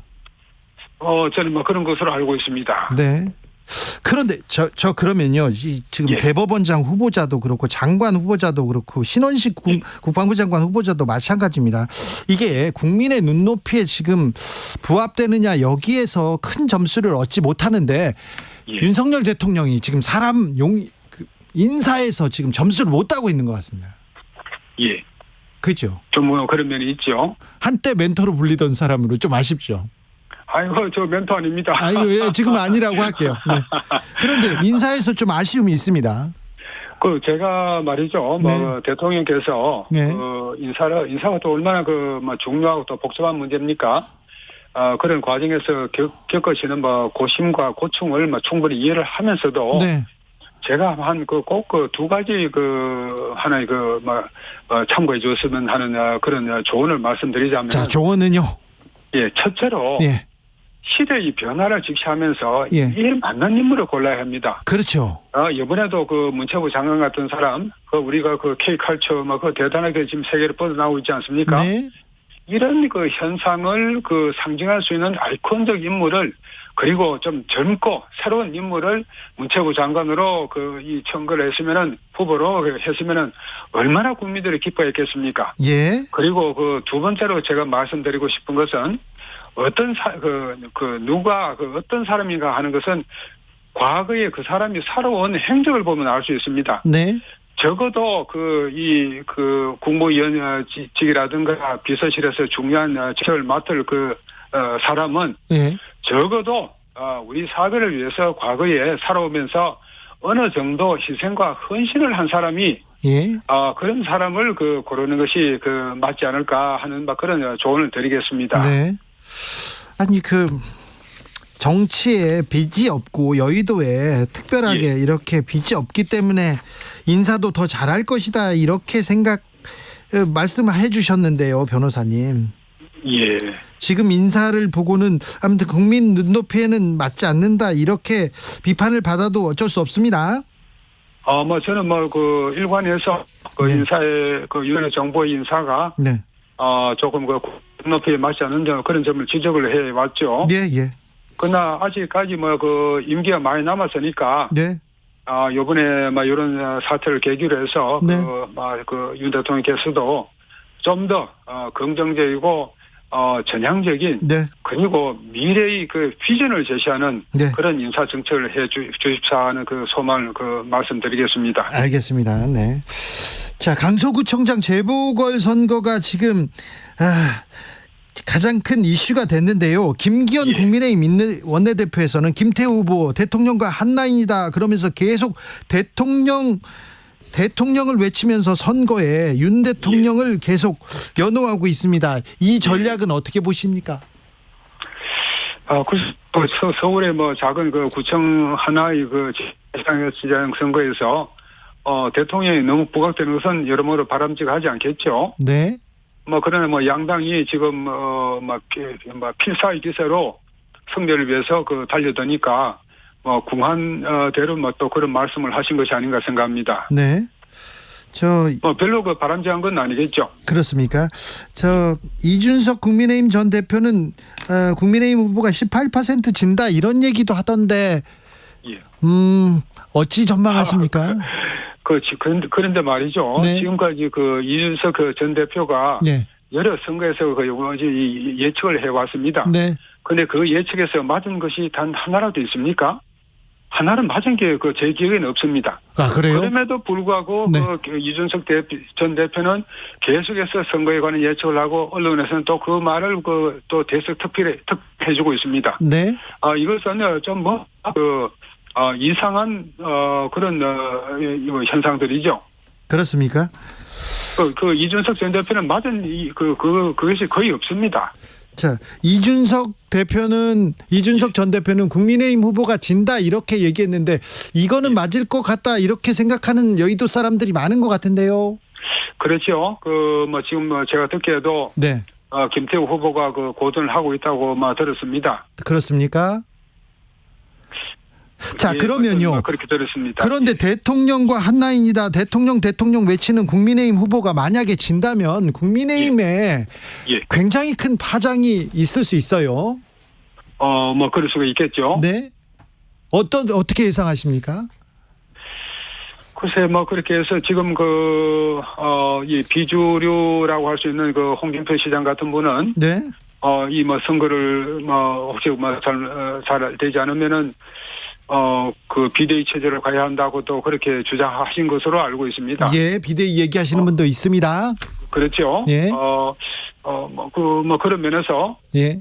변화를 어떤 외부에 의해서 강요받는 그런 상황으로 지도부가 몰리게 되겠죠. 그렇습니까? 그럼 비대위 체제로 갈 가능성이 높습니까? 글쎄요, 저는 꼭 그렇게 보진 않는데. 네. 김기현 대표가 어떤 지역, 울산이라는 지역에서 선출된 분이라는 그런 한계를 갖고 있습니다만은. 네. 이분이 어떻든 깨끗하고. 예. 또 원만한 인품을 가지고 있습니다. 네. 이런 분을 내치고 위원회 체제로 바로 갈 것이냐. 예. 그렇지 않고 선거대책위원회를 발족시켜서 그쪽에 좀 더 권한을 실어주는 쪽으로 가지 않겠냐 하는, 저는 후자 쪽으로 더 가능성이 있다고 봅니다. 아, 그래요? 예. 알겠습니다. 변호사님이 저희 방송에서 윤석열 대통령 신당 창당론 이렇게 거론해서 큰 화제가 됐었는데요. 예. 신당 창당론에 대해서는 어떻게 생각하십니까, 지금은? 저도 제가 정치의 고계자가 예. 여러 가지 어떤 정보를 정확하게 어떤 수집하는 것은 아니죠. 아니, 다 정확하게 예측할 수는 없어요. 누구도, 정치인도 그렇고요. 누구도 그렇게 얘기한 사람도 없고요. 예, 고맙습니다. 네. 그러나 이제 다 잘 아시다시피 정계 개편은 윤석열 정부 초기부터 하나의 과제로 되어 왔죠. 그렇죠. 지금은 이제 이런 상황에서 윤 대통령의 우리가 의중을 모릅니다만은 짐작을 해보자면은 윤 대통령께서 어떤 하신 지금까지 언행으로 미뤄서 민주당 내에 전체주의 전체주의 추종 세력을 좀 고립을 시키고 그쪽과 국힘당을 통틀어서 자유주의 세력을 규합해서 한편을 하고 싶은 그런 정계 개편을 하실 그런 유혹을 받으시는 것이 아닌가. 예. 우리가 그렇게 짐작할 수가 있겠죠. 알겠습니다. 그런 생각은 하겠다. 저는 근데 이준석, 유승민 이런 분들이 나가서 신당 창당을 할 것 같아요. 그렇죠. 네. 이준석 전 대표한테 공천을 주지는 않을 것 같습니다. 그분들이 이미 이제 국힘당을 떠났다고 봐야죠. 그래요? 아직 지금 당원인데요. 당원권 정지됐지만 이준석 전 대표는. 우선 지금 필요하니까 국힘당 당원으로 행세를 하는 것이고, 이 두 분이 이제 물론 나름대로 이유는 있겠습니다만은 윤석열 정부 출범 후에 단 한 번이라도 윤 정부에 대해서 긍정적인 평가를 한 적이 없습니다. 거의 비난적으로 비판을 해왔죠. 헌정사상 이건 전례가 없는 일입니다. 이런 분들을 어떤 국힘당 지도부에서 대통령께서 포용을 하라고 요구하는 것은 과도한 주문이 아닐까 생각합니다. 아니 국힘 내부에서도 말은 이준석이 바로 한다, 말은 유승민이 바로 한다, 윤 대통령이 너무 일방적으로 가는 거 아니냐 이렇게 얘기하는 사람들도 있어요. 물론 그런 면이 있겠죠. 그런 분이 계시고, 그것은 어떤 당이 거대한 당에서 다양한 소리가 나올 수가 있겠죠. 그러나 이 두 분의 과거의 언행만에 초점을 맞춰서 보자면은, 그 말씀드릴 수 있다는 거죠. 네, 알겠습니다. 조국 전 장관이 출마할 것이다. 최초로 얘기했고 그 정치적 영향력에 대해서도 최초로 언급하신 분이 심평 변호사님인데요. 조국 전 장관은 어떻게 보십니까? 에 관해서 말이죠. 조국 전 장관은 앞으로 어떤 행보를 보일까요? 글쎄 제가 말씀드린 대로 제가 이제 그 말을 해가지고 이 양쪽에서부터 많은 공격을 받았죠. 네, 지금 그 얘기에 대해서 뭐라고 안 하죠. 예, 지금은 차차 그걸 기정사실화 하는 그런 분위기 아닙니까? 네. 제가 말씀드린 건 딴 뜻이 아닙니다. 제가 조 장관에 대해서 특별히 호의 감정을 갖고 있는 거고. 네. 조 전 장관은 지금 출마하고는 생활에 복귀가 불가능한 상황입니다. 네. 조 전 장관이 어떻든 이 잘잘못을 떠나서 지금 그 사람은 참혹한 경험을 어떤 터널을 지나고 있는 것입니다. 네. 그러니까 조 전 장관을 봐서는 국회 내에 당선되면은 그때부터 떳떳하게 밝은 햇빛을 보면서 살 수가 있는 거죠. 누구나 그런 상황에 처하면은 바로 조 전 장관처럼 국회 의원이 되기 위해서 필사적인 노력을 하기 마련입니다. 그래요? 그렇죠. 네. 자, 구속영장 기각으로 이재명 대표는 이제 정치적으로 조금 더 영향력을 발휘할 수 있는 그런 토대가 생겼습니다. 그렇게 봐야 되겠죠. 이재명 대표는 어떤 길을 걸을까요? 저는 말이죠. 우선은 당장은 민주당 지도부가 어떤 극적인 변화를 겪지는 아니라고 봅니다만은. 네. 그러나 선거에 임박하면은 이재명 대표는 민주당의 총선 승리를 위해서 물러나고 비대위 체제를 구성하지 않을까. 그렇게 그것도 일종의 어떤 살신성인으로 받아들일 수 있는 그런 그렇게 평가하는 여러 사람들 견해가 있겠죠. 네. 그런 길을 택함으로써 자기가 정치적으로 다시 부활하는 방법을 쓰지 않을까 생각합니다. 아니, 만약에 구속영장이 청구되더라도 옥중에서 당 대표직 계속한다 이런 얘기가 있었는데 비대위로 간다고요? 영장이 기각됐는데? 제가 말씀드린 걸 한 번 더 말씀드리자면은. 여러 사람들이 그런 어떤 살신성인하고 평가를 하고 그러면은. 이재명 이재명 당대표는 다시 한번 이 정치적으로 부활할 수 있는 기회를 가질 수가 있는 것이고 냉정하게 판단한다 그러면은 이재명 당대표가 선거에 임박해서 자기가 물러나 주실 것이 아닌가.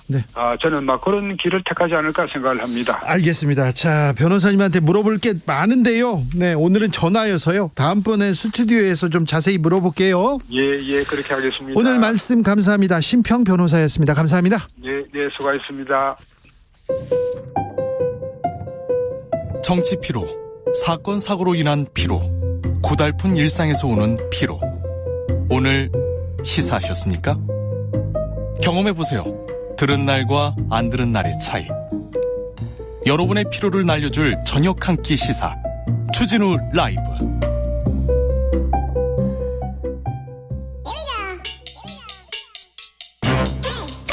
뉴스를 향한 진지한 고민, 기자들의 수다. 라이브 기자실을 찾은 오늘의 기자는 미디어 오늘 정철훈 기자입니다. 어서 오세요. 안녕하세요. 탐구하는 기자 정철훈, 뭘 탐구하고 계십니까? 요새 이 미디어 쪽에서는 유례 없는 일들이 반복되고 있는데 너무 많이 유례 없는 일들이 벌어지고 있는데 지금 KBS 사장 공모 절차도 유례 없는 이 중단 사태를 겪었습니다. 어떻게 돼가고 있어요? 원래는 수요일이었죠. 지난 4일에 KBS 이사회가 사장 후보자 최종 1인을 정해서 이제 대통령께 임명 제청할 예정이었는데 갑자기 이 결선 투표를 금요일로 연기합니다. 오늘로 연기했는데 정작 오늘은 또 이사회가 제대로 열리지도 못했습니다. 그래요? 그러니까 원래는 이제 최종 후보자가 3명이었는데 과반 득표자가 나오지 않으면 이제 1, 2위 후보를 대상으로 결선 투표를 하기로 했습니다. 이제 이사회에서 합의를 했는데 결선 투표 시점에 갑자기 이사장이 휴회를 선언을 합니다. 그래서 이제 야권 쪽 이사들은 이건 재공모를 해야 되는 사안이다 이런 주장을 하고 있고요. 근데 또 어제 갑자기 여권 이사 중 김종민 이사가 갑자기 사의를 밝혔고요.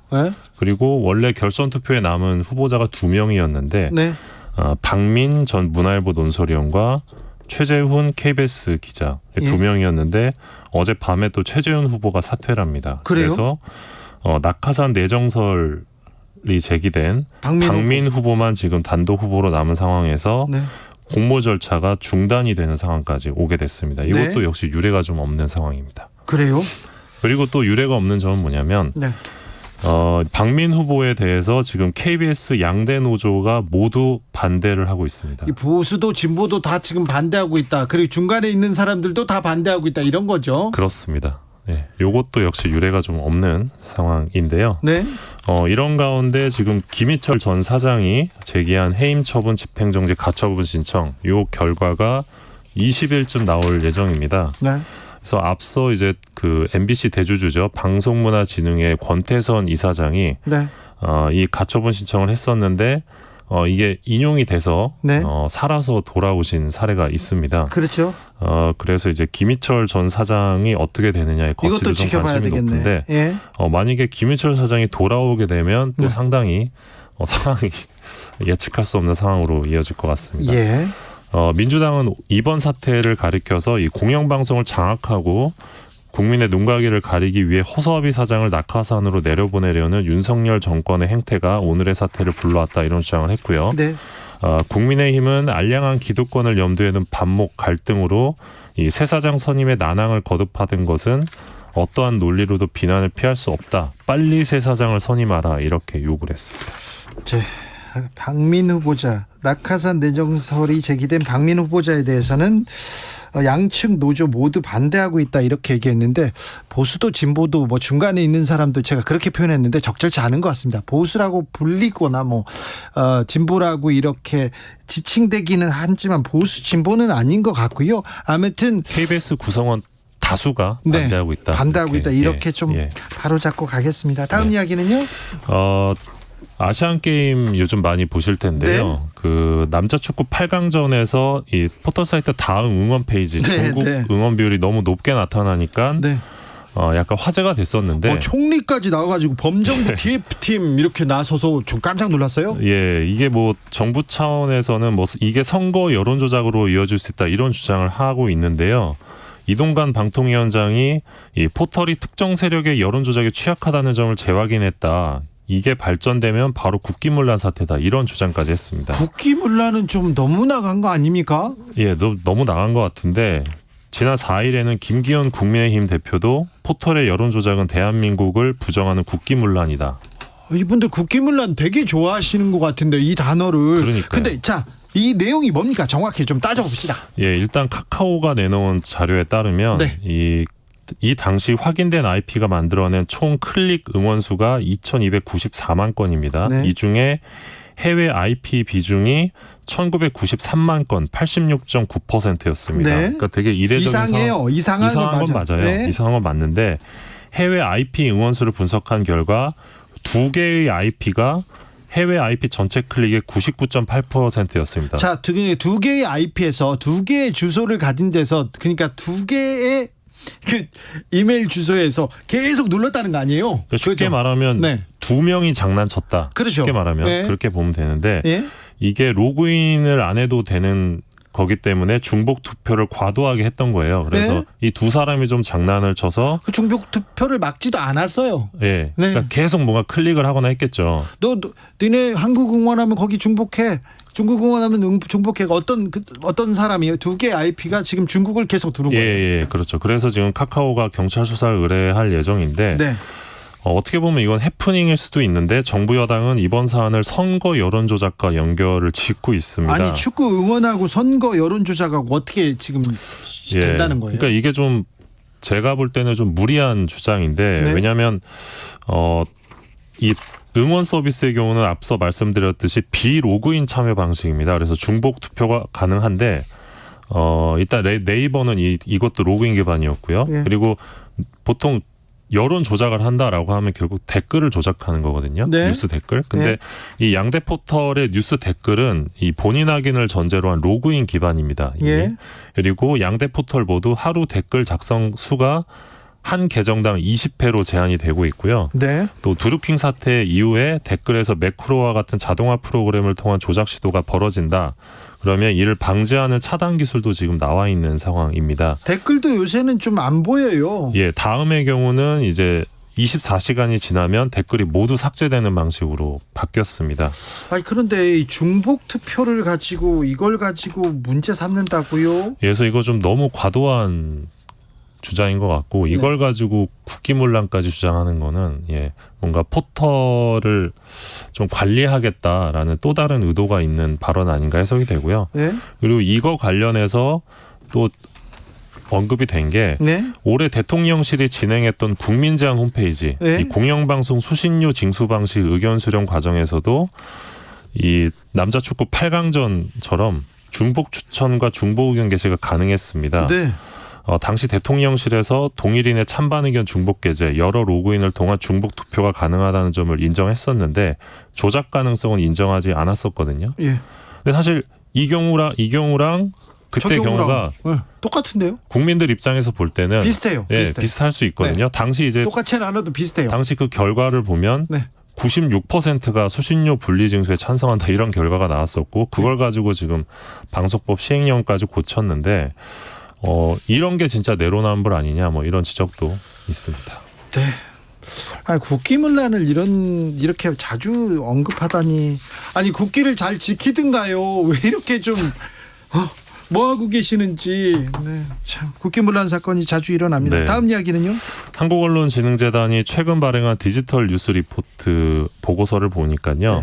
한국 응답자의 53%가 유튜브를 통해 뉴스를 주로 이용하는 것으로 나타났습니다. 유튜브를 통해 뉴스를 봅니다. 한국 사람들은 대다수가 이거 굉장히 중요한 포인트인데요. 중요하고 지금 좀 위험할 수도 있어요. 예, 이번 수치는 작년 같은 조사에 비해 9%포인트 증가한 수치고요. 계속 유튜브를 통해서 뉴스를 보는 사람들은 늘어난다는 거 아닙니까? 그리고 이게 전 세계 조사인데 46개 조사 대상국 평균 수치는 30%였습니다. 이것보다 무려 23%포인트나 높은 결과입니다.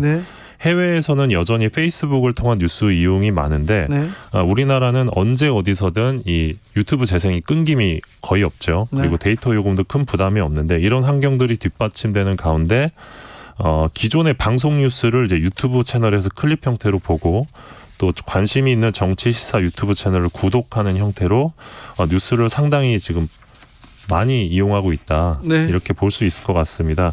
특히 이번 조사를 보면 진보 성향 응답자의 유튜브 뉴스 이용 비율이 2021년 43%였고 작년에는 52%였는데 올해는 62%로 눈에 띄게 증가를 했습니다. 네. 물론 한국은 여전히 네이버로 뉴스를 보는 나라이기는 한데 점점 감소세입니다. 그래서 지금 업계에서는 젊을수록 어릴수록 또 유튜브를 통해서 많이 봐요. 예, 맞습니다. 젊은 세대의 경우는 이제 특히 유튜브 같은 SNS, 소셜 미디어를 통해서 뉴스를 많이 접하고 있는데요. 그래서 이제 업계에서는 내년 총선을 좌우하는 거는 포털이 아니라 유튜브가 될 거다 이런 전망도 나오고 있습니다. 근데 진보 성향의 지지자들은 진보 유튜버만 보고요.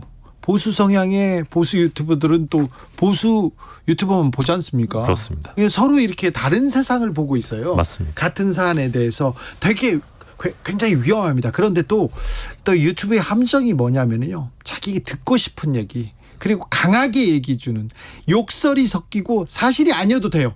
그냥 세게 욕하면 돼. 악마라고 더 욕해 주는 사람을 이렇게 찾아 듣는 경향이 있어요. 굉장히 위험한데. 위험하죠. 예. 어떤 사람이요, 어떤 정치인들 유튜브에서 얘기를 듣고 와가지고 그대로 얘기하다가 많이 좀 사실관계가 맞지 않아서 곤욕을 치르는 경우가 많습니다. 참 위험한데요.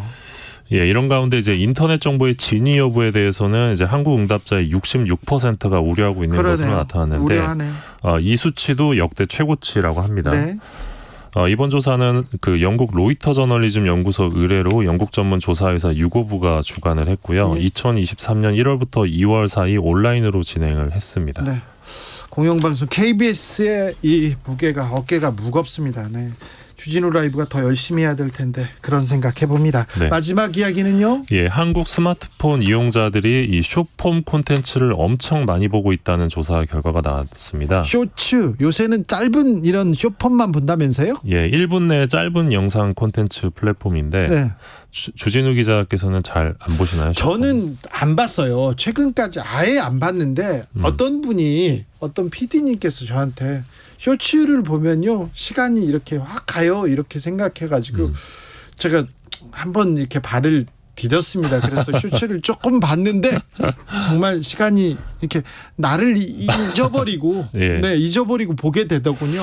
예, 요즘 이제 출퇴근 시간 지하철 버스를 보면 다 이거 넘기고 있잖아요. 예, 맞습니다. 유튜브나 인스타그램에서 숏폼을 이용하는 사람도 쉽게 보실 수 있을 텐데요. 네. 앱 분석 서비스 YGM 리테일 굿즈에서 표본 조사한 결과를 보면 지난 8월 기준으로 숏폼 플랫폼의 1인당 월 평균 이용 시간 46시간 29분으로 나왔습니다. 네. 하루에 약 93분을 보는 겁니다.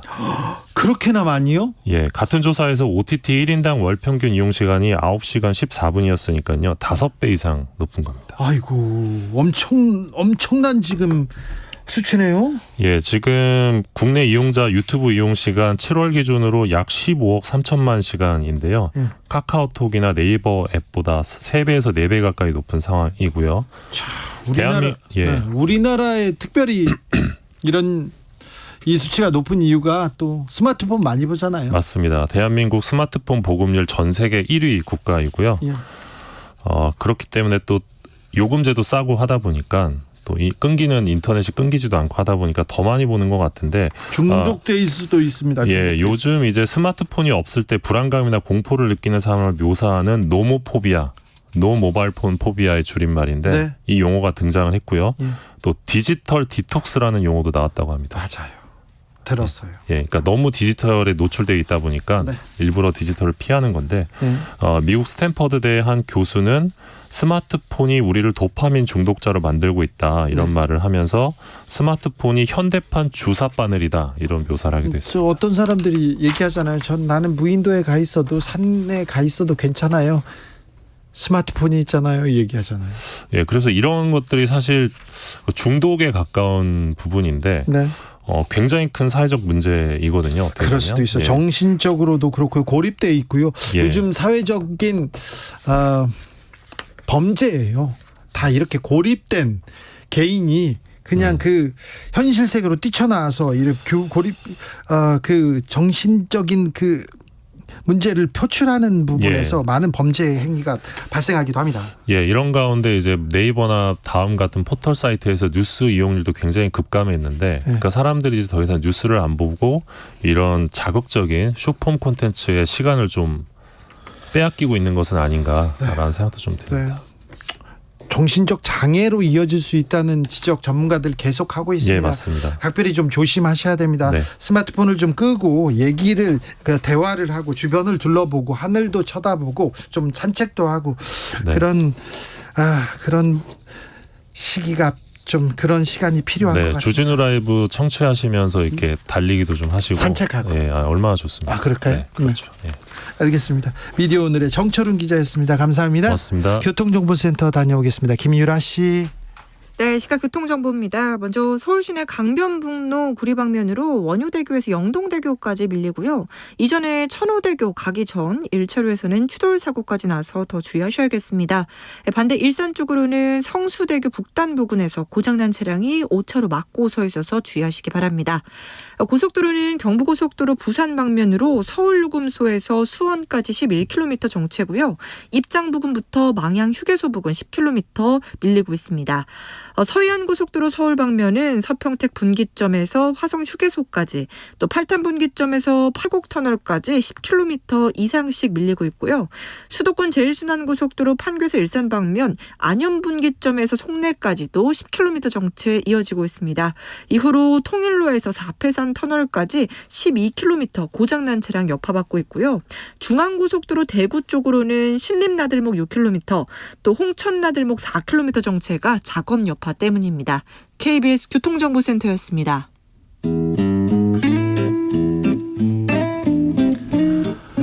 현실의 불이 꺼지고 영화의 막이 오릅니다. 영화보다 더 영화 같은 현실 시작합니다. 라이너의 시사회. 영화 전문 유튜버 라이너 어서 오세요. 네, 안녕하세요. 네. 김행 장관이 청문회 도중에 이렇게 사라졌거든요. 네. 그래서 그 정치자 여러분들하고 미싱 사라진 여자 그런 얘기했어요. 네네. 서치 그 영화 나를 찾아서 뭐 이런 거 있잖아요. 네네. 이런 영화 생가 치히로의 행방불명 계속 행방불명. 네, 그런 얘기 좀 나눴습니다. 서치가 되게 좋은 작품입니다. 아 그렇습니까? 예. 뭐 생가 치히로야 뭐 말할 것도 없고요. 추석 극장가에 네. 사람이 안 된다면서요? 뭐 쉽게 한마디로 말씀드리면은 망했습니다. 왜 그래요? 뭐 여러 가지 이유가 있을 것 같은데요. 네. 뭐 천박사가 1위를 달리고 있는데 사람이 없다 이런 얘기를. 그렇죠. 천박사가 이제 좀 추석에는 1위를 달렸는데 그래도 망했죠. 네. 그러니까 천박사가 좀 적게 망했습니다. 조금 망했고요. 네. 나머지 두 영화는 아주 많이. 네. 좀 실패를 많이 했죠. 한국 영화가 중흥기였는데 우리 한국 영화가 부산국제영화제가 네. 세계에서 가장 손꼽히는 영화제 중에 하나였지 않습니까? 아시아에서는 빛나는 영화제였잖아요. 아시아에선 그랬죠. 그렇죠. 그런데 거기도 좀 주춤했어요. 그럼요. 지금 부산국제영화제는 여러 가지 문제들이 있어서 그렇다고는 하지만 지금 이 추석의 이 심각성을 한마디로 말씀드리면 여름에는 그래도 좀 괜찮았던 거거든요. 여름에는 밀수라는 작품이 있었잖아요. 네. 근데 지금 추석에 3편의 영화, 밀수만큼이나 큰 3편의 영화 1947 보스턴, 그리고 천박사, 예. 그리고 거미집 예. 이렇게 3작품이 나왔는데 그 3작품의 그 관객 수를 다 합쳐도 밀수의 반밖에 안 돼요. 아이고, 이걸 어떻게 봐야 됩니까? 한국 영화 어떻게 됩니까? 소비 패턴이 많이 변하기도 했고, 네. 그리고 작품들이 작품 내적으로 그렇게 사람들의 흥미를 끌만한 작품들이 없었다. 이렇게 보는 게 좋은 것 같습니다. CGV 또 롯데 또 메가박스 영화비 너무 오른 것도 지금 시민들의 발길을 좀 끊게 만들었어요. 그렇죠. 이 가격이 너무 비싸니까 예. 이 확실하지 않은 작품을 그 비싼 돈을 주고서 네. 보고 싶지 않은 거죠. 모험을 하고 싶지 않은 겁니다. 알겠습니다. 네. 걱정이네요. 한국 문화의 대표 콘텐츠인데 이런 부분은 다시 중흥시키기 위해서 노력해야 되는데 문화체육부 장관께서 그런데 부산국제영화제 때 하신 걸 보면 걱정하는 영화인들이 많다는 거, 영화인들이 다 좌파는 아닌데 그런 생각도 좀 해봅니다. 자, 오늘은 어떤 얘기로 가볼까요? 네, 아시안게임 축구 얘기를 해봐야 될 것 같습니다. 네. 우리 축구가 아시안게임 정상에 서기 위해서 한 걸음만 남았어요. 한 걸음 남았습니다. 한일전입니다. 저도 이제 스포츠를 굉장히 좋아하는 사람으로서 네. 개인적으로 제일 기대했던 거는 e스포츠였었고요. 네. 아시안게임에서 내일 저녁 9시야. 네. 숙명의 1번전입니다. 네, 그리고 진짜 기대되는 이 한일전. 네. 이제 숙명의 한일전 축구인데요. 어떤 경기든 한일전이 붙으면 일단 특별해지는데 당연하죠. 근데 그 중에서도 가장 특별한 건 축구입니다. 당연하죠. 정말 우리가 수십 년 전부터 일본과의 기나긴 스토리가 있잖아요. 다른 팀한테는 져도 돼요. 괜찮아요. 질 수도 있지. 스포츠라는 게 뭐 승부에 연연하고 그러지 않습니다. 우리가. 그렇죠. 근데 일본전은 이겨야죠. 그렇습니다. 네. 그리고 또 최근에 한국 축구가 일본 대표팀한테 패배하고 이랬던 적이 있었기 때문에 저도 우리 대표팀 선수들이 좀 선전을 했으면 좋겠다 이런 생각을 합니다. 뭔가 황선홍 감독이 뭔가 좀 보여줬으면 좋겠어요. 네. 그래서 오늘 소개할 영화는요. 그런 의미에서 축구 관련 영화를 하나 가지고 왔습니다. 바로 드림이라는 영화입니다. 네. 드림입니다. 자, 한일 축구전하고 축구 영화 드림 나옵니다. 내일 저녁에 홍대 앞에서요. 축구 결승 한일전 거리 응원이 있습니다. 김은국 씨가 오신답니다. 세상이 변하긴 많이 변했네요. 근데 응원 열심히 하시는 분이잖아요. 자, 그러니까요. 네, 축구 좋아하죠. 축구 좋아하는 분이니까. 자, 드림이요. 네, 유명한 아주 극한 직업의 감독님이죠. 이병헌 감독 이야기를 좀 해야 될 것 같은데요. 극한 직업은 무려 1,600만 관객을 동원했던 역대 최고의 코미디 영화였었고요. 그리고 이게 굉장히 쉬운 이야기, 가벼운 코미디, 대중적 소재, 치킨이라고 하는 이런 것을 이끌어서 성공했던 그런 감독이기도 하고 무엇보다 이병헌 감독의 작품에는 사람 냄새가 난다는 평가가 있습니다. 차세대 한국 영화의 기대주죠. 그렇습니다. 그래서 힘내세요 병헌 씨라든지 스물, 바람 이런 작품들이 쭉 있었고요. 그렇게 세상을 좀 놀라게 했던 우리나라 코미디 영화계의 어떤 대표적인 이 감독의 신작이 바로 드림이라는 영화입니다. 드림은 어떤 영화입니까? 드림은 굉장히 독특한 소재를 가지고 있는 영화죠. 바로 홈리스 월드컵을 소재로 하고 있습니다. 아니, 홈리스 월드컵이 실제로 있어요? 네. 있죠. 그리고 이것도 실화를 바탕으로 하고 있는 건데요. 2010년에 브라질 홈리스 월드컵에 처음 출전했던 국가대표 선수들의 실화를 담은 이야기인 거죠. 축구, 다른 스포츠도 아닌 축구인데 아무래도 홈리스 월드컵은 좀 생소하다 보니까 관객들에게는 좀 신선하게 느껴지게 되는 경우가 좀 있습니다. 근데 좀 아쉬운 거는 이런 식의 이야기가 올해 정말 많이 나왔어요. 그래요? 네, 그러니까 진성규 배우를 내세웠던 카운트라는 영화가 있었고요. 복싱 선수. 맞습니다. 그리고 장항준 감독이 연출했던 부산중앙고등학교 농구부 이야기를 다뤘던 리바운드라는 영화. 이런 작품도 있었고, 그리고 최근에는 1947 보스턴도 있고요. 이런 작품들이 쭉 나왔었고, 이게 실화를 바탕으로 해서 그렇죠. 감동 실화 버전입니까? 감동 실화에다가 스포츠. 요게 이제 섞인 작품들이 계속해서 나오고 있습니다. 그런데요. 그런데 왜 이런 게 나올까 생각해 보면 좀 대중들이 좀 감동을 원하고 있지 않나. 좀 뭔가 현실이 좀 팍팍해지다 보니까 우리 삶이 이제 어떤 성공 신화라는 게 이제 거의 없어진 사회가 돼버렸잖아요. 그러다 보니까 영화 속에서라도 뭔가 실화를 바탕으로 한 감동의 성공 신화 이런 것들을 원하고 있는 게 아닌가 싶습니다. 그런데 홈리스 월드컵인데요. 네. 배우가 박서준, 아이유예요. 그렇습니다. 이거 좀 비현실적이지 않습니까? 일단 근데 비현실적이긴 한데요.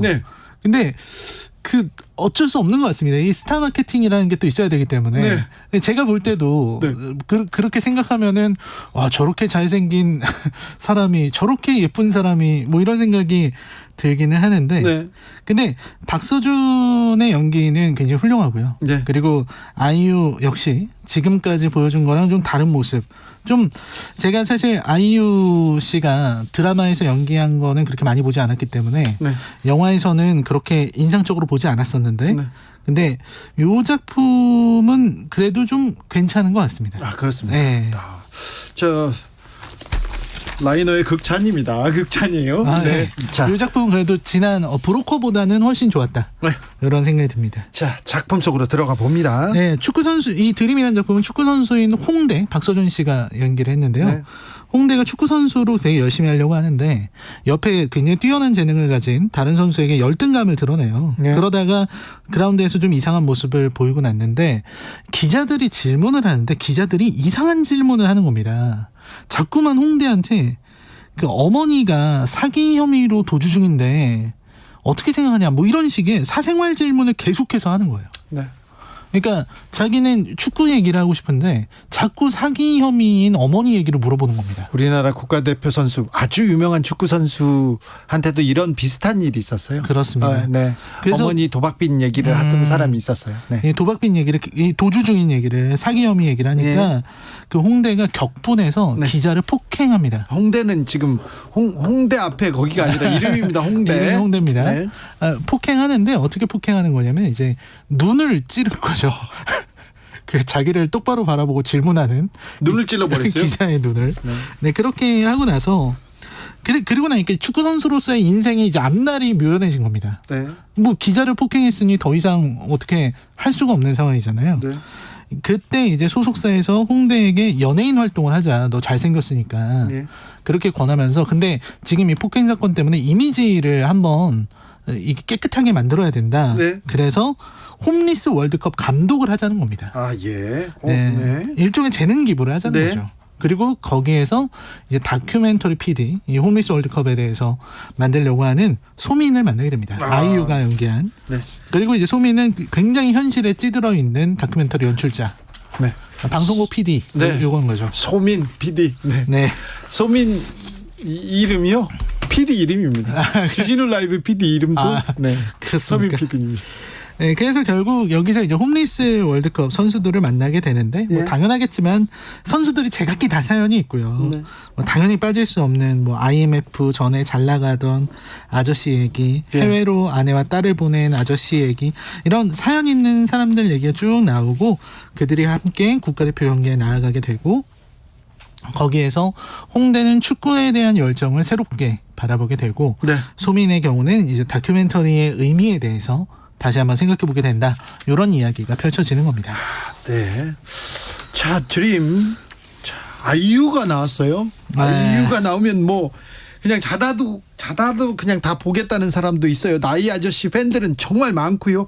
그런데 흥행과 또 뭐 흥단의 또 평가도 그렇게 높진 않았죠. 네, 뭐 그렇게 높지는 않았습니다. 물론 아이유가 연기한 소민의 대사들이 현실을 반영한 부분들이 있고, 그리고 뭐 무난하게 볼만한 작품이라는 평가는 있는데요. 네, 이병헌 감독의 전작들처럼 뭔가 뚜렷한 부분은 없었고 후반으로 갈수록 특히 이제 최후반부가 굉장히 이 영화에서 약점이라는 평가가 아주 많습니다. 약점이요? 네, 굉장히 안 좋다. 네, 어떤 부분을? 후반에 가면은 이 주인공의 이야기가 실종되게 되고요. 그리고 너무 지나치게 심파에 기댄다든지. 뭐 아무튼 보시면은 이해할 수 있는 그런 아주 안 좋은 부분들이 있습니다. 근데 어쨌든 이 구조도 뻔하죠. 쿨러닝이라고 하는 옛날 영화 기억하실 텐데요. 네, 최고의 스포츠 영화입니다. 제가 뽑은. 네, 그 영화의 반복입니다. 네, 대부분의 영화들이 쿨러닝의 구조에서 벗어나지를 못해요. 대신 이제 따뜻함을 남기려고 한 거죠. 그래서 이 따뜻한 감동이 있는 영화가 필요하거나 혹은 뭐 박서준이나 아이유의 팬이시라면 볼만한 영화 딱 그 정도긴 한데요. 하지만 실화의 에너지는 있습니다. 실화의 힘은 남아 있습니다. 왜냐하면 이 세상에도 여전히 따뜻함이 남아있다는 걸 느끼게 해주거든요. 항상 늘 정치 뉴스 보시면서 그리고 주진우 라이브 청취자분들이 항상 좀 신경이 날카로우실 것 같다는 생각이 드는데 그런 신경을 좀 느슨하게 좀 포근하게 만들어줄 수 있는 이런 따뜻한 실화의 감동 속에 빠져보시는 것도 주말에 좋지 않을까 하는 생각으로 드림을 추천해드립니다. 시사회 오늘은 드림 만나봤습니다. 라이너 감사합니다. 감사합니다. 자, 어찌 됐건 아이유는 우리를 또 엄청나게 또 따뜻하게 안아주죠. 그 목소리로 말입니다. 자, 드라마 드림하이에서 아이유가 불렀습니다. 썸데이 들으면서 저는 여기서 인사드릴게요. 저는 내일 오후 5시 5분에 주진우 라이브 스페셜로 돌아오겠습니다. 내일 여의도에서 세계 불꽃 축제가 있습니다. 여의도 용산 이 주위로 오시는 분들 조심하셔야 되고 교통 상황 먼저 체크하셔야 됩니다. KBS 1라디오 들으면요 자세하게 좀 알려드리도록 노력하겠습니다. 지금까지 주진우였습니다.